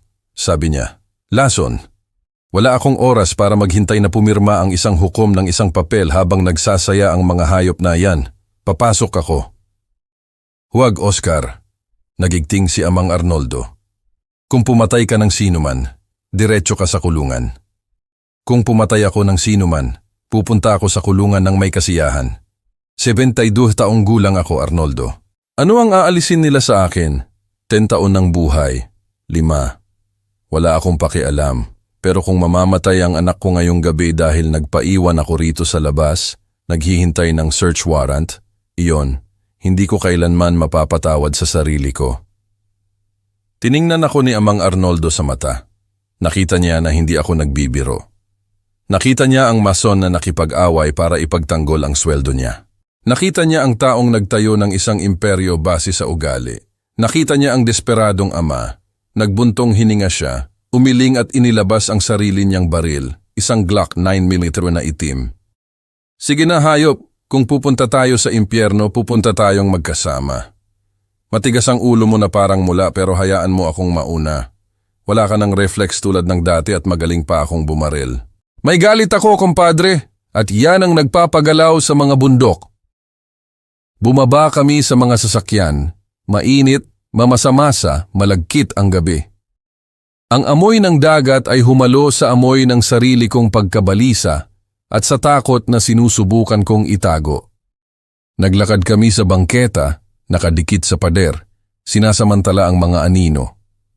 Lumakas ang musika sa bawat hakbang. Narinig ang mga sigaw, tawa ng lasing, toast. Para sa mana! Narinig kong sumigaw ang sinuman, isang basag na boses ng lalaki, sigurado si Bruno. Para sa kuripot na matanda na nagbigay ng pera, sagot ng boses ni Elaine, sinundan ng hagik-gik na parang hyena. Naramdaman ko na kumulo ang dugo ko. Tinatawanan nila ako. Nagtutoast sila gamit ang pera ko, nagdiriwang ng katangahan ko. Habang nabubulok ang anak ko, ilang metro lang ang layo sa kanila, dumating kami sa pangunahing pinto. Gawa ito sa matigas na kahoy, kinarting kamay, isang magandang pinto. Ako mismo ang pumili niyan, 5 taon na ang nakalipas. Para maging ligtas sila, naisip ko noong panahong iyon. Ngayon ang pinto na yun ang pasukan sa impyerno. Kinuha ko ang susi mula sa bulsa ko. Ang susi na hindi alam ni Elaine na mayroon ako. Ang emergency copy na iningatan ko kung sakaling mawala nila ang kanila. Salamat sa paranoia ko na matanda. Salamat sa Diyos na hindi ako mapagkakatiwalaan. Ipinasok ko ang susi. Umikot ng maayos, walang ingay. Salamat sa langis na lagi kong inilalagay sa mga kandado ko. Suminya si Amang Arnoldo gamit ang kamay niya. 1, 2, 3. Tinulak ko ang pinto.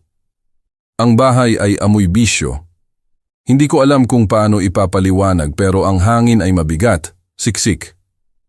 Amoy sigarilyo, amoy pawis, amoy murang pabango na hinaluan ng mamahalin, amoy tekila na natapon, amoy sexualidad. Pumasok kami at walang sino man ang nakakita sa amin. Napakalakas ng musika kaya naging hindi kami nakikita. Ang gasolina ni Daddy Yankee ay umuugong sa mga speaker. Nasa sala sila at sa dining room na isang malaking bukas na espasyo. May mga temo-tao, mga lalaking may bukas na polo, mga babae na may damit pang beach o halos walang damit. May cocaine sa coffee table, ilang puting linya na inihanda sa tabi ng mga bote ng Blue Label at mga lemon. Ang ganda namang rehabilitasyon, grabe. Tingnan mo, anong intensive care. Ang mga mata ko na parang radar ay naghanap kay Elaine. Malapit siya sa glass door na patungo sa pool. Sumasayaw siya kasama si Bruno. Hawak niya ang puwet niya ng walang hiya, hinahawakan siya, at siya ay nakasandal ang ulo, humahalakhak na nakabukas ang bibig. May hawak siyang cellphone sa kamay, sigurado nagpapakita ng transfer o nag-a-upload ng story sa Instagram. Gumawa ng galaw si Amang Arnoldo sa kaliwa, tinatakpa ng labasan patungo sa kusina. Propesyonal, tahimik. Ako ay nanatiling nakatayo sa gitna ng archway ng pasukan na parang isang estatwa. Inilabas ko ang baril, pero hindi pa ako tumututok sa sinuman. Hinayaan ko lang itong bumaba sa gilid ko, mabigat, malamig, isang paalala na tapos na ang pista. Naglakad ako patungo sa stereo. Ito ay isang modernong sound system na puno ng mga ilaw na LED na nagkakahalaga ng sweldo ng isang construction worker sa isang taon. Binayaran ko yan para makinig si Marcus sa classical music at mag-relax. Sabi ni Elaine sa akin. Classical music ang paa ko. Dumating ako sa aparato. Walang sino man ang nakakita sa akin. Masyado silang abala sa gulo nila. Sinuntok ko ang power button, pero hindi ito mabilis na umaksyon. Kaya, para sigurado, hinawakan ko ang kable ng kuryente at hinila ko ng buong lakas. Crack. Tumalsik ang plug na naglalabas ng mga kislap. Zas. Ang katahimikan ay bumagsak na parang isang atomic bomb, biglaan. Tanging ang malakas na paghinga ng mga sumasayaw at ang yelo na nagbabanggaan sa mga baso ang naririnig. Hoy, anong? Sigaw ni Bruno, binitawan si Elaine at tumingin ng galit. Sinong ang nagpatay ng musika? Hoy, nasa kasagsagan kami. Hiyaw ng isa sa mga babae. Galit na umikot si Elaine na may mga mata na puno ng alak. Sino sa tingin niya na nagsimula siyang sumigaw habang naglalakad patungo sa akin at pagkatapos ay nakita niya ako. Sumusumpa ako sa Diyos na nakita ko kung paano umalis ang kaluluwa niya sa katawan niya. Agad-agad nawala ang kalasingan niya, nawala ang kulay sa mukha niya, namutla siya na parang papel, nagbukas ng bibig at nahulog ang cellphone niya sa sahig. Crack, basag ang screen. Si Tatay, utal niya. Lahat ay tumahimik. Nagkaroon ng isang katahimikan na parang libingan, yung mga naririnig mo pati ang paglipad ng mga langaw. Nandoon ako, si Oscar Balta, na may work boots na puno ng alikabok, ang luma kong jeans, ang gusot kong polo at isang baril sa kanang kamay. Magpatuloy kayo sa pagsasayaw, sabi ko. Ang boses ko ay parang basag pero kalmado. Isang katahimikan na nakakatakot kahit sa akin. Hindi ba kayo nagtotoast para sa kuripot na matanda? Para sa matandang, narito ang matanda, mag-toast kayo kasama ko hayop. Si Bruno, ang napakabobo, nagtangkang magmatapang. Siguro ang droga ay nagpalakas ng loob niya o hindi niya alam kung sino ako. Lumapit siya ng isang hakbang patungo sa akin, pinalaki ang dibdib niya na parang tandang. Hoy Don, dahan-dahan. Ito ay pribadong ari-arian. Hindi ko siya pinatapos. Itinaas ko ang baril at tinutok ko sa noo niya, sa pagitan ng kilay. Isa pang hakbang, bata, at babasagin ko ang bungo mo. At maniwala ka sa akin, gagawa ka ng pabor sa akin. Gusto ko talagang gamitin ang bagay na to. Tumigil si Bruno, itinaas ang mga kamay niya na nanginginig, na wala ang tapang niya. Kalma, boss, kalma, walang problema. Lumabas si Amang Arnoldo mula sa mga anino. Tinututukan ang mga iba gamit ang Glock niya, gamit ang boses ng utos na naiwan sa kanya mula sa mga taon niya sa pulisya. Walang gagalaw, sa sahig, kamay sa likod ng ulo o kukunin kayo ng clown. Nagsimulang sumigaw ang mga bisita. Ang ilan ay tumalon sa sahig, ang iba ay nagtangkang tumakbo patungo sa patio, pero nagpaputok si Amang Arnoldo sa hangin. Pum! Ang putok ay nagpadala sa lahat sa sahig na parang mga sako. Hindi ko sila pinansin. Ang mga mata ko ay nakatutok kay Elaine. Naglakad ako patungo sa kanya ng dahan-dahan, tinatapakan ang mga kristal ng basag na cellphone. Krish, crash. Nasaan ang anak ko?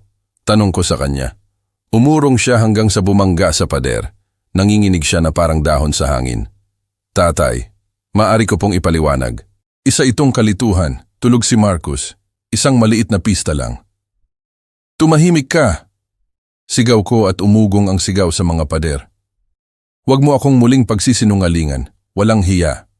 Alam ko ang lahat, alam ko ang lason, alam ko ang lover mo, alam ko na ninanakawan mo ako. Narinig kita, ahas. Nagsimula siyang umiyak pero hindi na yun luha ng artista ng telenovela, luha na yun ng purong takot. Napagtanto niya na bumagsak ang pag-arte niya. Hindi, may sakit siya. Inaalagaan ko siya. Pinuwersa ako ni Bruno. Armando! Sumigaw ako nang hindi inaalis ang tingin sa kanya. Bantayan mo ang basurang to. Kung gumalaw siya, barilin mo sa binti. Huwag siyang umalis dito. Kopya, Oscar, kunin mo ang bata. Tinalikuran ko siya. Umakyat ako sa hagdanan. Ang bawat hakbang ay may bigat na 1 tonelada. Ang amoy ng nabubulok ay lalong lumakas sa bawat hakbang. Habang umaakyat ako, naririnig ko ang hikbi ni Elaine sa ibaba, sumisigaw na parang baliw. Huwag po kayong umakyat, pakiusap. Napakasama ng lagay niya, matatakot siya. Don Oscar, huwag niyo pong gawin. Matatakot sa iyo, bruha, naisip ko. Ikaw lang ang halimaw dito. Dumating ako sa pasilyo sa itaas. Madilim, malungkot. Tanging ang ilaw lang ng buwan ang pumapasok sa pamamagitan ng isang maruming skylight. May 4 na pinto, 3 ang bukas. Ang banyo, isang gulo ng mga tuwalya na nakakalat, isang guest room na puno ng mga kahon ng bagong damit, sapatos, shopping bags, sigurado lahat kay Elaine at isang study na ginawang bodega ng alak. Ang ika-4 na pinto, ang nasa dulo, na dapat ay ang master's bedroom, na dapat ay ang santuwaryo ng anak ko, ay sarado. Lumapit ako. Ang puso ko ay tumitibok sa lalamunan ko. Ang doorknob ay may padlock sa labas, isang hasp-lock na inilalagay sa mga bodega o sa mga kulungan ng hayop, isang makapal na steel padlock. Sino ang naglalagay ng hasp-lock sa labas ng kwarto ng asawa niya? Sino ang nagkukulong ng isang pilay na parang isang hayop? Kumatok ako sa pinto ng dahan-dahan gamit ang buko ng daliri ko. Marcus! Tawag ko. Nanginginig ang boses ko. Katahimikan. Isang katahimikan na mabigat. Anak, si tatay to. Ako to. Narinig ko ang isang ingay sa loob, isang mahina, hinihila na unggol, parang sa isang aso na naatrasan na naghihingalo sa kalsada at pagkatapos ay isang mahinang kalabog. Tok. Parang may bumagsak na kamay sa sahig ng walang lakas. Lumambot ang puso ko. Kumunot ang kaluluwa ko. Papasok ako, anak. Umalis ka sa likod kung kaya mo. Papasok ako. Hinanap ko ang susi ng padlock sa mga bulsa ko na desperado, pero naalala ko na si Elaine ang may hawak ng mga susi sa ibaba o kung saan. Wala akong oras para bumaba para hanapin yon at tingnan ulit ang mukha ng babaeng yon. Umurong ako 2 hakbang, 72 taong gulang ako. Sumasakit ang mga tuhod ko kapag nagbabago ang panahon. Pero noong gabing yon, ang mga binti ko ay may lakas ng isang toro. Itinaas ko ang work boot ko at sinipa ko ang pinto. Sa tabi mismo ng kandado. Pum!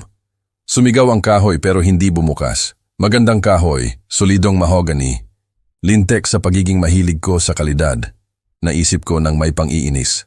Ako, sinipa ko ulit at isa pa. Masakit ang balikat ko sa recoil, sumasakit ang tuhod ko. Bumukas ka! Sigaw ko na may luha sa mata. Bumukas ka! Sa ika-4 na sipa, inilagay ko ang buong katawan ko. Bumigay ang frame. Nagputol-putol ang kahoy sa isang tuyong ingay at bumukas ang pinto, tumama sa pader sa loob.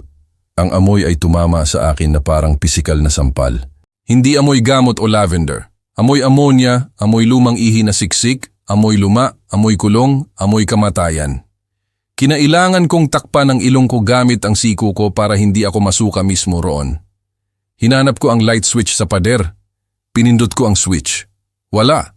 Click, click. Ang bumbilya ay sunog o kinuha nila ng sadya. Kinuha ko ang cellphone ko at binuksan ang flashlight. Ang puting sinag ng ilaw ay humawi sa makapal na dilim at dumaloy sa silid.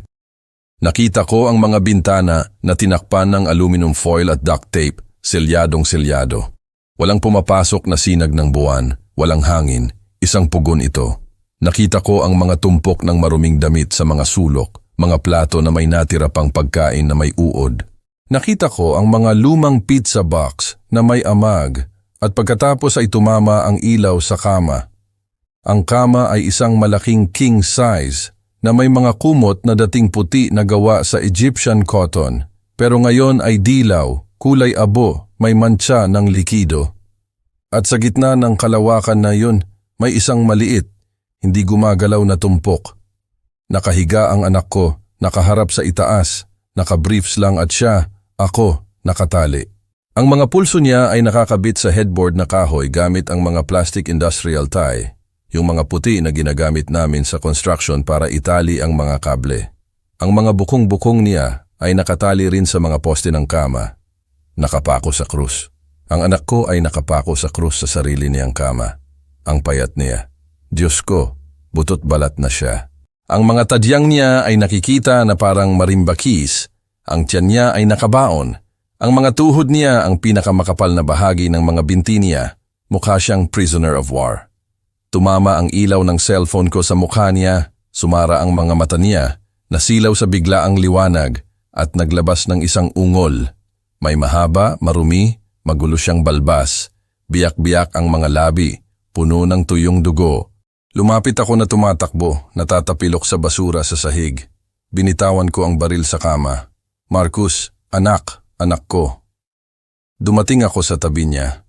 Nagbukas siya ng mga mata, yung mga mata na nakita ko sa screen. Pero ngayon nakikita ko ng malapitan, walang filter. Pula sila, puno ng dugo.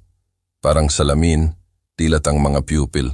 Malaki, itim na parang hukay. Nakilala niya ako. Nakita ko ang eksaktong sandali na nakilala niya ako sa gitna ng hamog ng droga. Nayanig ang dibdib niya, sinubukan niyang itaas ang ulo niya pero wala siyang lakas. Hindi tumutugon ang leeg niya. Bulong niya. Ang boses niya ay parang may buhangin at salamin sa lalamunan. Isang tunog na gutural. Nandito ako, anak ko, nandito ako. Patawarin mo ako. Patawarin mo ako, pakiusap, mahal ko. Ako ang, patawarin mo ako. Kinuha ko ang pocket knife ko, yung laging dala ko. Sa nanginginig na mga kamay, pinutol ko ang mga tie sa pulso niya. Napakahigpit ng plastik, kaya kinailangan kong mag-ingat na huwag putulin ang mga ugat niya. Ang balat sa ilalim ng plastik ay raw flesh, may sugat, may impeksyon. Sinubukan niyang kumawala ng napakaraming beses, kaya inalis niya ang balat niya hanggang sa kalamnan. Tapos na, malaya ka na. Pinutol ko ang mga nasa paa. Sinubukan ko siyang yakapin, pero natakot akong masira siya. Napakahina niya, parang kristal. Amoy, masama siya. Amoy tae at ihi. Natatae at umiihi na siya sa sarili niya, na hindi ko alam kung ilang beses at iniwan siya na ganoon, pero wala akong pakialam. Niyakap ko siya. Idinikit ko ang mukha ko sa payat na dibdib niya. Naramdaman ko ang mga tadyang niya sa pisngi ko at umiyak ako. Umiyak ako ng may galit. Tubig! Humingi siya ulit na humihiwa ng dila niya. Tumingin ako sa paligid. May isang bote ng tubig sa nightstand na sarado. Pero malayo sa abot niya, 1 metro. Inilagay nila yan doon para makita niya at magdusa. Psychological torture. Kinuha ko ang bote, binuksan ko, at itinaas ko ang ulo niya ng maingat. Hawak ang batok niya. Dahan-dahan, anak ko, dahan-dahan. Huwag kang masamid. Uminom siya ng desperado, parang isang maliit na hayop sa disyerto. Nabuhol siya, umubo. Lumabas ang tubig sa ilong niya, pero nagpatuloy siya sa pag-inom. Ang tubig ay dumadaloy sa baba niya at dibdib. Nang maubos ang bote, tiningnan niya ako at sinabi niya ang isang bagay na ganap na nagwasak sa akin, isang bagay na naghati sa akin sa 1,000 piraso. Akala ko hindi ka na darating. Sabi niya, ikaw ang nagbabayad para rito na gusto mong mamatay ako. Naramdaman ko na parang may matalim na kutsilyo na pumasok sa tiyan ko at inikot. Hindi anak, hindi. Hindi ko alam. Sumusumpa ako sa Diyos na hindi ko alam. Nagbayad ako para gumaling ka. Nagsinungaling siya sa akin. Siya ang... Tumango siya ng mahina, sumasara ang mga mata. Isang marumi, nag-iisang luha ang dumaloy sa pisngi niya at nawala sa maruming unan. Ilabas mo ako rito, pakiusap niya habang hinahawakan ang polo ko gamit ang mahina niyang mga daliri. Pakiusap, tatay. Huwag mong hayaan na iniksyonan ako. Masakit, nasusunog. Walang sino man ang magi-inject sa iyo ng anuman, hayop. Walang sino man. Ilalabas kita rito, kahit na kailangan kong sunugin ang nabahay na to kasama ang lahat ng nasa loob. Sa sandaling iyon, narinig ko ang mga hakbang sa hagdanan. Mabilis, mabigat na mga hakbang at ang boses ni Amang Arnoldo na sumisigaw mula sa ibaba na nababahala. Oscar, mag-ingat, nakatakas ang hayop, papunta sa itaas. Umikot ako patungo sa pinto. Sinisindihan gamit ang cellphone patungo sa madilim na pasilyo. At nandoon si Bruno, ang lover, ang peking nurse. Nasa frame siya ng pinto, naghahabol ng hininga. Dumudugo ng todo ang ilong niya. Sigurado binigyan siya ni Amang Arnoldo ng paalala bago siya nakatakas at may dala siyang aluminum baseball bat sa kamay. Ang mga mata niya ay nagniningning, baliw dahil sa cocaine, ang adrenaline at ang desperasyon na alam niya na talo na siya. Hindi mo kukunin ang gold mine ko, bobong matanda, sigaw niya, nilulura ang dugo. Ang pilay na, yan ang cheque ko. Lumapit siya sa akin na nakataas ang bat, handang basagin ang ulo ko. Nakaluhod ako sa tabi ng kama. Ang baril ko ay nasa mga kumot, malayo sa kamay ko. Wala akong oras para kunin yun. Tanging ang katawan ko lang na matanda at ang walang hanggang galit ko ang mayroon ako. Tumayo ako kung paano ako makakatayo. Inilalagay ang sarili ko sa pagitan niya at ng anak ko. Sa ibabaw ng bangkay ko, walang hiya. Sigaw ko, itinaas ang mga braso ko para protektahan ang sarili ko at bumaba ang bat na sumisipol patungo sa ulo ko. Gustong patayin ako. Ang bat ay bumaba na sumisipol, humahawi sa hangin na may isang ugong na nagpalamig sa dugo ko. Sumara ang mga mata ko, naghihintay ng tama na sisira sa bungo ko. Sa millisecond na iyon na parang tumagal ng 1 siglo, iisa lang ang naisip ko. Patawarin mo ako, Tessie, hindi ko siya nailigtas. Pero ang tama ay hindi dumating. Sa halip, umugong ang silid sa isang nakakabinging ingay. Pum! Isang tuyo, malakas na putok, yung mga nagpapagulo sa tainga mo. Nagbukas ako ng mata. Tumigil si Bruno, na ang bat ay nasa hangin pa rin, na parang pinahinto ang isang pelikula. Dilat na dilat ang mga mata niya, puno ng sorpresa, higit sa sakit. Tumingin siya sa ibaba, patungo sa kanang balikat niya. Isang pula, nagniningning at mainit naman siya ang nagsimulang mamukadkad sa puting polo niya, mabilis na lumalaki na parang tinta sa tubig. Nadulas ang bat mula sa mga kamay niya at bumagsak sa sahig na may tunog na metal. Clan. Umurong si Bruno ng isang hakbang na natumba at pagkatapos ay bumagsak sa mga tuhod niya, sumisigaw na parang baboy na kinakatay. Tinamaan mo ako, anak ng... Sa frame ng pinto, sa likod niya, nandoon si Amang Arnoldo. Ang Glock niya ay umuusok pa rin sa kamay niya, nakatutok ng may lamig na nakakatakot. Ang matandang lobo ng dagat na, yun ay hindi pumapalya. Sabi ko sa iyo, huwag kang gumalaw, bobo, sabi ni Amang Arnoldo sa kalmadong boses, na parang sinasaway ang isang masamang bata. Ang susunod ay hindi na sa balikat, sa ulo na. Tumayo ako kung paano ako makakatayo, na ang puso ko ay tumatakbo sa 1,000 per hour. Tiningnan ko si Marcus. Sarado ang mga mata niya, nanginginig dahil sa ingay ng putok, nakabaluktot sa posisyon na parang fetal sa kabila ng pagiging malaya. Tatay! Sigaw niya ng mahina. Ayos lang ako, anak ko. Ayos lang ako. Kinuha na siya ng clown na to. Tapos na.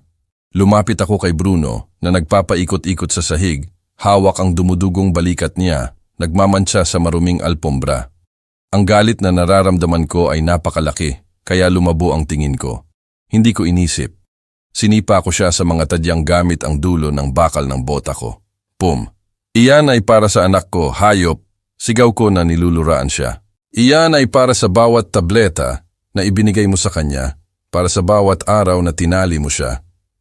Umubo si Bruno na nilulura ang dugo at sipon. Baliw na matanda. Pinuwersa ako ni Elaine. Nagplano ang Elaine. Sumusunod lang ako sa utos. Tumahimik ka! Sigaw ko. Naningil ka para gawin yan. Sa sandaling yon, narinig namin ang mga siren. Hindi isa o dalawa, napakarami. Ang howl ng mga patrol car ay mabilis na lumalapit. Sinisira ang katahimikan ng gabi sa Batangas. Tinupad ni Amang Arnoldo ang salita niya. Paparating na sila, Oscar, sabi ni Amang Arnoldo habang inilalagay ang baril niya sa holster. Dumating na ang cavalry, pero kailangan nating bumaba. Gustong tumakas ni Elaine sa gulo. Tiningnan ko si Marcus. Ayaw kong iwanan siyang mag-isa kahit isang segundo pa. Natatakot ako na kung bibitawan ko siya, maglalaho siya. Bumaba ka, Arnoldo. Kunin mo ang bruha na yon para hindi tumakas ang aso na yon. Mananatili ako rito kasama ang anak ko hanggang sa pumasok ang mga paramedic. Walang hahawak sa kanya kung hindi ako. Tumango si Amang Arnoldo at tumakbo. Kinaladkad si Bruno sa leeg ng madugong polo niya na parang isang sako ng patatas. Iniiwan siya sa pasilyo para kunin ng pulisya. Naiwan akong nag-iisa kasama si Marcos sa mabahong kwarto na, yun. Umupo ako sa gilid ng kama, hinawakan ko ang malamig at payat niyang kamay, inalis ko ang marumi niyang buhok sa mukha niya. Paparating na sila, champion. Paparating na ang mabubuti. Gagaling ka. Sinasabi ko sa buhay ko, sa alaala ng nanay mo, nagagaling ka. Hinigpitan ako ni Marcus sa kamay. Isang mahina, halos hindi nararamdaman na higpit, ng ibon. Pero para sa akin, parang niyakap niya ako ng mahigpit. Salamat, tatay, bulong niya na may luha na naglilinis ng dumi sa pisngi niya. Alam kong darating ka. Alam kong hindi mo ako iniwan.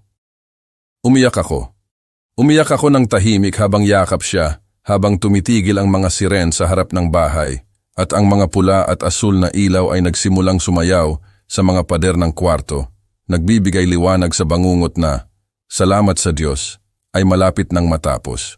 Sa ibaba, nagkagulo. Narinig ko ang mga sigaw, utos ng pulisya, mga taong tumatakbo, basag na salamin. Pulisya, lahat sa sahig, kamay sa batok, huwag niyo akong pilitin na bumaril. Sumilip ako sa bintana pagkatapos punitin ang aluminum foil gamit ang sarili kong mga kamay para pumasok ang sariwang hangin. Nakita ko kung paano nila inilabas ang mga bisita na nakaposas. Ang mga lalaki na 1 oras na ang nakalipas ay nagtutoast ng whisky ko at pakiramdam nila ay hindi sila mahahawakan. Ngayon umiiyak sila, humihingi ng mga abogado at sinasabi na wala silang alam. Mga daga. At pagkatapos ay nakita ko siya. 2 babaeng opisyal ang naglalabas kay Elaine. Hindi na siya mukhang reyna ng pista. Ang make-up niya ay kumalat dahil sa pag-iyak. Mukha siyang raccoon. Ang pulang damit niya ay punit sa isang gilid. Sigurado nagtangkang tumalon sa bakod ng hardin at nawala ang isang sapatos. Namimilay siya, sumisigaw na parang baliw. Bitawan niyo ako, hindi niyo alam kung sino ako. Ako ang may-ari ng bahay na to. Inatake ako ng matandang yan. Ito ay isang kidnapping. Gusto nila akong nakawan. Si Amang Arnoldo ay nakatayo sa tabi ng patrol car nakausap si Major Castro. Nang dumaan si Elaine sa tabi nila, tinuro siya ni Amang Arnoldo at sinabi ang isang bagay. Tumango ang komandante na may mukha ng pandidiri at suminyas sa kanyang mga tauhan na isakay siya. Isinakay nila si Elaine sa likuran ng patrol car. Pero bago nila isara ang pinto, tumingin siya sa bintana ng 2 palapag kung saan ako nakasilip. Nagtagpo ang mga tingin namin. Sa mga mata niya, wala nang calculating coldness. May galit. Isang purong itim na galit. Siksik. Sinigawan niya ako ng isang bagay na hindi ko narinig dahil sa salamin, pero nabasa ko ang mga labi niya ng malinaw. Mabubulok ka, lintik na matanda, aalisin ko ang lahat sa iyo. Tiningnan ko lang siya. Hindi ako natakot. Hindi ako naawa. Nandidiri ako. Parang kapag nakikita mo ang isang cockroach na nagpipilit bago mamatay na nadurog. Ikaw ang mabubulok, my queen. Bulong ko sa sarili ko. At hindi yan sa isang mansyon, sa impyerno yan. Pumasok ang mga paramedic sa kwarto ng biglaan. Inilalabas ako sa mga iniisip ko. 3 sila. May dala silang stretcher, oxygen, mga orange briefcase. Sir, kailangan niyo po kaming bigyan ng espasyo, sabi ng isa, isang batang paramedic, pero mukhang matalino. Tumabi ako, pero hindi ako umalis. Dumikit ako sa pader. Nakita ko kung paano nila nilagyan si Marcus ng IV sa mga braso niya na puno ng pasa. Nakita ko kung paano nila tiningnan ang vital signs niya. Nakita ko kung paano sila kumunot ng noo nang makita ang mga marka ng mga tay sa mga pulso niya at ang estado ng balat niya. Malubhang dehydrated siya. Malnutrition grade 3. Posibleng sepsis dahil sa mga bedsore, sabi ng paramedic chief sa radio niya, at nagpapakita ng malinaw na palatandaan ng intoxication sa sedatives at opioids. Pinpoint pupils, bradycardia. Kailangan ng agarang paglipat sa General Hospital. Code Red. Uulitin ko, Code Red, Code Red. Ang mga salitang yan ang nagpalamig sa dugo ko. Namatay na talaga ang anak ko, hindi ito laro. Dinala nila siya sa limitasyon. Isinakay nila siya sa stretcher ng maingat. Tinakpan nila siya ng isang pilak na thermal blanket. Sasama ako sa kanya, sabi ko. Hindi ito tanong, utos ito. Lumapit ako sa stretcher. Tiningnan ako ng paramedic sa mukha. Nakita niya ang baril na nakasuksok pa rin sa akin, kahit na nalagyan ko na ng safety. At nakita niya ang mga mata ko ng ama na hindi tumatanggap ng hindi. Sumakay po kayo, boss, sabi niya. Pero humawak po kayo ng mahigpit dahil magmamadali po kami. Ang sumunod na 3 araw ay parang fog. Hindi ako umalis sa intensive care waiting room. Kumain ako ng kape sa makina na amoy tubig ng medyas at lumang cookies. Natulog ako sa isang plastic na silya na nagpasakit sa likod ko, pero wala akong pakialam. Hindi ako aalis doon hanggang sa magbukas ng mata ang anak ko. Lumabas ang doktor sa 2nd araw na may kumpletong toxicology report. Siya ay isang matandang lalaki, ubanin, na may mukha ng nakakita na ng lahat sa buhay na to. Pero kahit siya, mukhang nagulat, umiiling ng hindi makapaniwala. Mr. Balta, himala na buhay pa ang anak mo. Talaga po, sinasabi ko sa inyo. Sabihin mo sa akin ng direkta, doktor, walang paligoy-ligoy. Nakakita kami ng mortal cocktail sa dugo niya, diazepam, clonazepam, tramadol, at mataas na dosis ng ketamine. Ketamine? Tanong ko. Ito ay isang anesthetic para sa mga kabayo, sir. Ginagamit nila yan para i-sedate siya ng malalim. Yan ang nagpapaliwanag kung bakit hindi siya makagalaw o makapagsalita kung bakit mukha siyang gulay. Karaniwan, inilalagay nila siya sa isang chemical coma na induced. Ang mga bato niya ay nasa limitasyon, namamaga ang atay niya. Gumagawa kami ng dialysis para linisin ang dugo niya, pero ang withdrawal syndrome ay magiging brutal.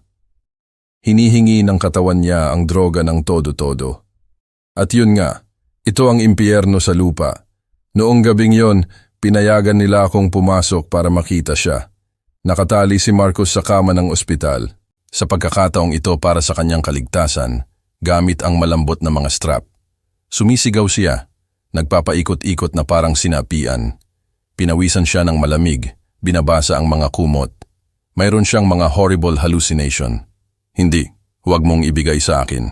Masama ang lasa. Tatay, alisin mo.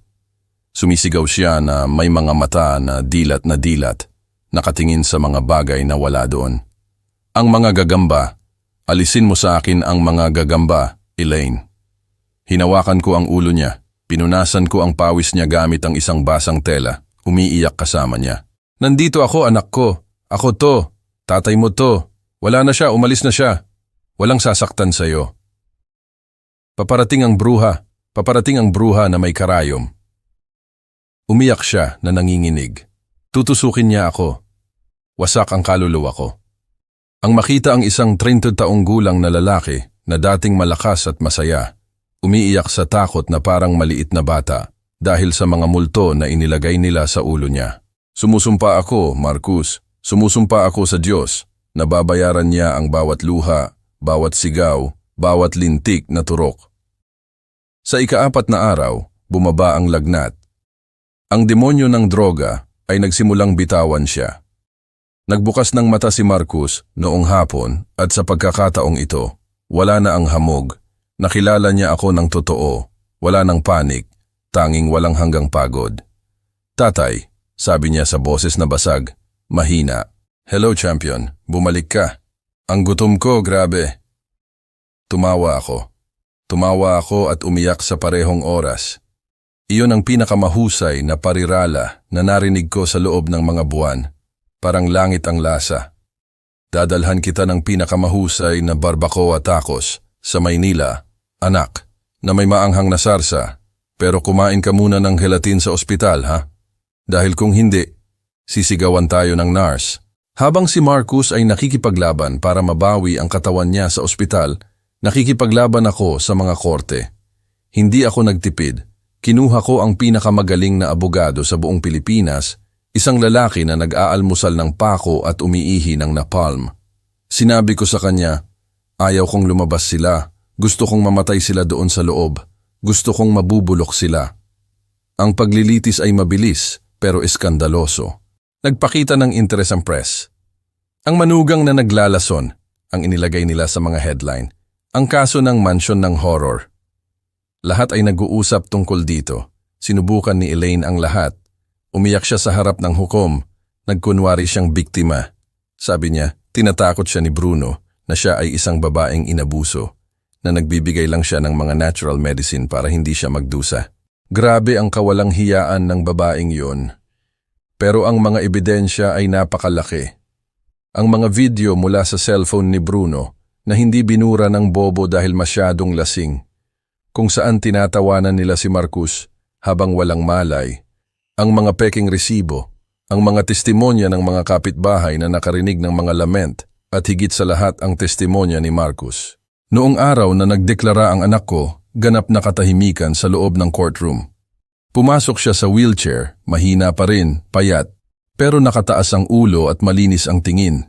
Ikinuwento niya kung paano niya tinunaw ang mga tableta sa orange juice, kung paano niya sinasabi sa tainga niya na ayaw ko siyang makita dahil nandidiri ako sa pagiging pilay niya, kung paano niya dinadala ang mga lover niya sa matrimonial bed habang nakakulong siya sa katabing kwarto. Naririnig ang lahat, hindi makagalaw, umiiyak ng tahimik. Ang hukom, isang seryosong lalaki na may bigote. Kinailangan niyang punasan ang mga salamin niya dahil nagkahamog. Bumagsak ang sentensya na parang bakal na hammer, walang awa. Elaine Suarez, 45 taon sa bilangguan nang walang bail para sa attempted homicide, illegal deprivation of liberty, fraud at serious injury. Bruno N., 35 taon para sa complicity, narcotics distribution at kidnapping. Nang basahin ang sentensya, hindi umiyak si Elaine. Bumagsak ang maskara niya. Nagsimula siyang sumigaw ng mga bastos na salita na parang market vendor. Tiningnan niya ako at dinuraan ako mula sa malayo. Galit ako sa iyo, matanda. Sana mamatay ka. Ikaw at ang pilay mong anak pagsisisihan niyo to. Tumayo ako, inayos ko ang suit ko. Tiningnan ko siya sa mata at ngumiti ako. Gusto ko rin ng pinakamahusay para sa iyo, Elaine. Sana mabuhay ka ng maraming taon, marami, para tamasahin ang bawat araw ng bago mong mansyon sa Correctional Institution for Women, CIW. Sabi nila, hindi maganda ang menu pero libre. Kinaladkad nila siya, sumisigaw. Noong araw na yon, lumabas mula sa court. Naramdaman ko na parang inalis sa akin ang isang sako ng semento na ifemta kilaras. Nalanghap ko ang sariwang hangin sa unang pagkakataon sa isang taon. Ang hangin ay hindi kailanman naging ganoon katamis ang lasa sa akin. 2 taon na ang lumipas mula noong gabing yon. Hindi madali ang paggaling ni Marcus. Kinailangan niyang matutunan kumain ulit, magsalita ng hindi hinihila ang mga salita. Ang mga kalamnan niya ay napakaliit na nag-aalangan ang mga doktor kung makakalakad pa siya ng walang walker. Ang chemical damage ay malubha, sabi nila. Pero si Marcus ay may dugo ko, may katigasan ng ulo ng mga balta. At kapag may pumasok sa ulo ng isang balta, walang lakas ng tao ang makakapigil dito. Ibinenta ko ang bahay sa Batangas, halos ipinamigay ko. Ayaw ko ng kahit isang sentimo mula sa sinumpaang lugar na iyon. Sa perang yon, nagbukas ako ng isang foundation para tulungan ang mga taong may spinal cord injury na walang resource. Pinamamahalaan ni Marcus yon. Nagbibigay ito ng kahulugan sa sakit niya sa pagtulong sa iba. Ngayon ay linggo. Nasa hardin kami ng bahay ko sa Maynila. Maganda ang araw, yung mga may araw at simoy ng hangin na amoy barbecue. Nakaupo ako sa teres, nagbabasa ng dyaryo at umiinom ng isang malamig na serbesa. Bigla akong nakarinig ng ingay. Lumingon ako. Si Marcus yon. Tumayo siya mula sa wheelchair. Hawak niya ang mga parallel bars na ipinagawa ko sa damuhan. Pinawisan siya. Nanginginig ang mga binti niya na parang gelatin, pero nakatayo siya. Tatay, sigaw niya. Tingnan niyo. Binitawan ko ang dyaryo at tumayo ako. Binitawan ni Marcus ang isang kamay mula sa bar, pagkatapos ang isa pa. Nanatili siyang nagbabalanse sandali, na parang isang bata na natutong lumakad, nakikipaglaban sa gravity. Gumawa siya ng isang hakbang, gumawa ng isa pa, at isa pa. 3 hakbang. 3 lintik, at maluwalhating hakbang sa damuhan, walang tulong, walang tungkod, walang takot. Natumba siya, pero hindi siya natumba na umiiyak sa sakit. Natumba siya na tumatawa, humahalakhak na nakaharap sa araw, na may luha ng kaligayahan na dumadaloy sa mukha niya. Tumakbo ako patungo sa kanya at binuhat ko siya mula sa sahig. Niyakap namin ang isa't isa. Isang yakap ng mga lalaki, malakas, palo sa likod, walang sinasabi dahil hindi na kailangan. Ang mga salita ay sobra. Ginawa mo, hayop, sabi ko na may basag na boses, sinisinghot ang sipon ko. Ginawa mo, lumakad ka. Hindi, tatay, sabi niya habang nakatingin sa mata ko. Ang mga mata na wala ng anino, na nagniningning na malinis. Ginawa natin. Inilabas mo ako sa hukay. Ibinigay mo sa akin ang mga binti. Tiningnan ko ang mga binti niya na unti-unting nakakabawi ng lakas. Tiningnan ko ang mga kamay niya na hindi na nanginginig at naisip ko si Elaine na nabubulok sa isang selda na may 2 bunk bed na nag-iisa, matanda at nakalimutan, napapalibutan ng mga daga na katulad niya. Minsan, matagal ang hustisya ng Diyos, pero kapag dumarating ng may kasamang singil. Buhay si Marcus. Nabawi ko ang anak ko at natutunan ko ang pinakamahal na aral ng buhay ko. Ang pera ay nagtatayo ng mga bahay, bumibili ng gamot at nagbabayad ng mga abogado. Pero ang pag-ibig lang, ang tunay at matapang na pag-ibig, yung sumisipa ng mga pinto, humaharap sa mga baril at hindi sumusuko. Iyon lang ang makakaligtas sa isang tahanan. Mag-ihaw tayo ng karne, tatay? Tanong ni Marcus sa akin, pinapagpagan ang damo sa pantalon niya. Gutom na ako. Sige na, anak ko, ilagay mo ang uling. pero ako ang mag-iimbita ng mga serbesa. At sa gayon, sa amoy ng uling at ang tawa ng anak ko, sa wakas, pagkatapos ng napakatagal na panahon, ang pabangunang ay nawala sa buhay namin magpakailanman. Ang bangungot ay natapos at kami ay nakatayo pa rin. Kung nakatulad mo ang kwentong ito, bigyan ng like ang video, mag-subscribe sa channel at ibahagi ang iyong mga iniisip sa mga komento. Para makinig sa susunod na kwento, i-click ang box sa kaliwa ng screen. Salamat sa panonood, M.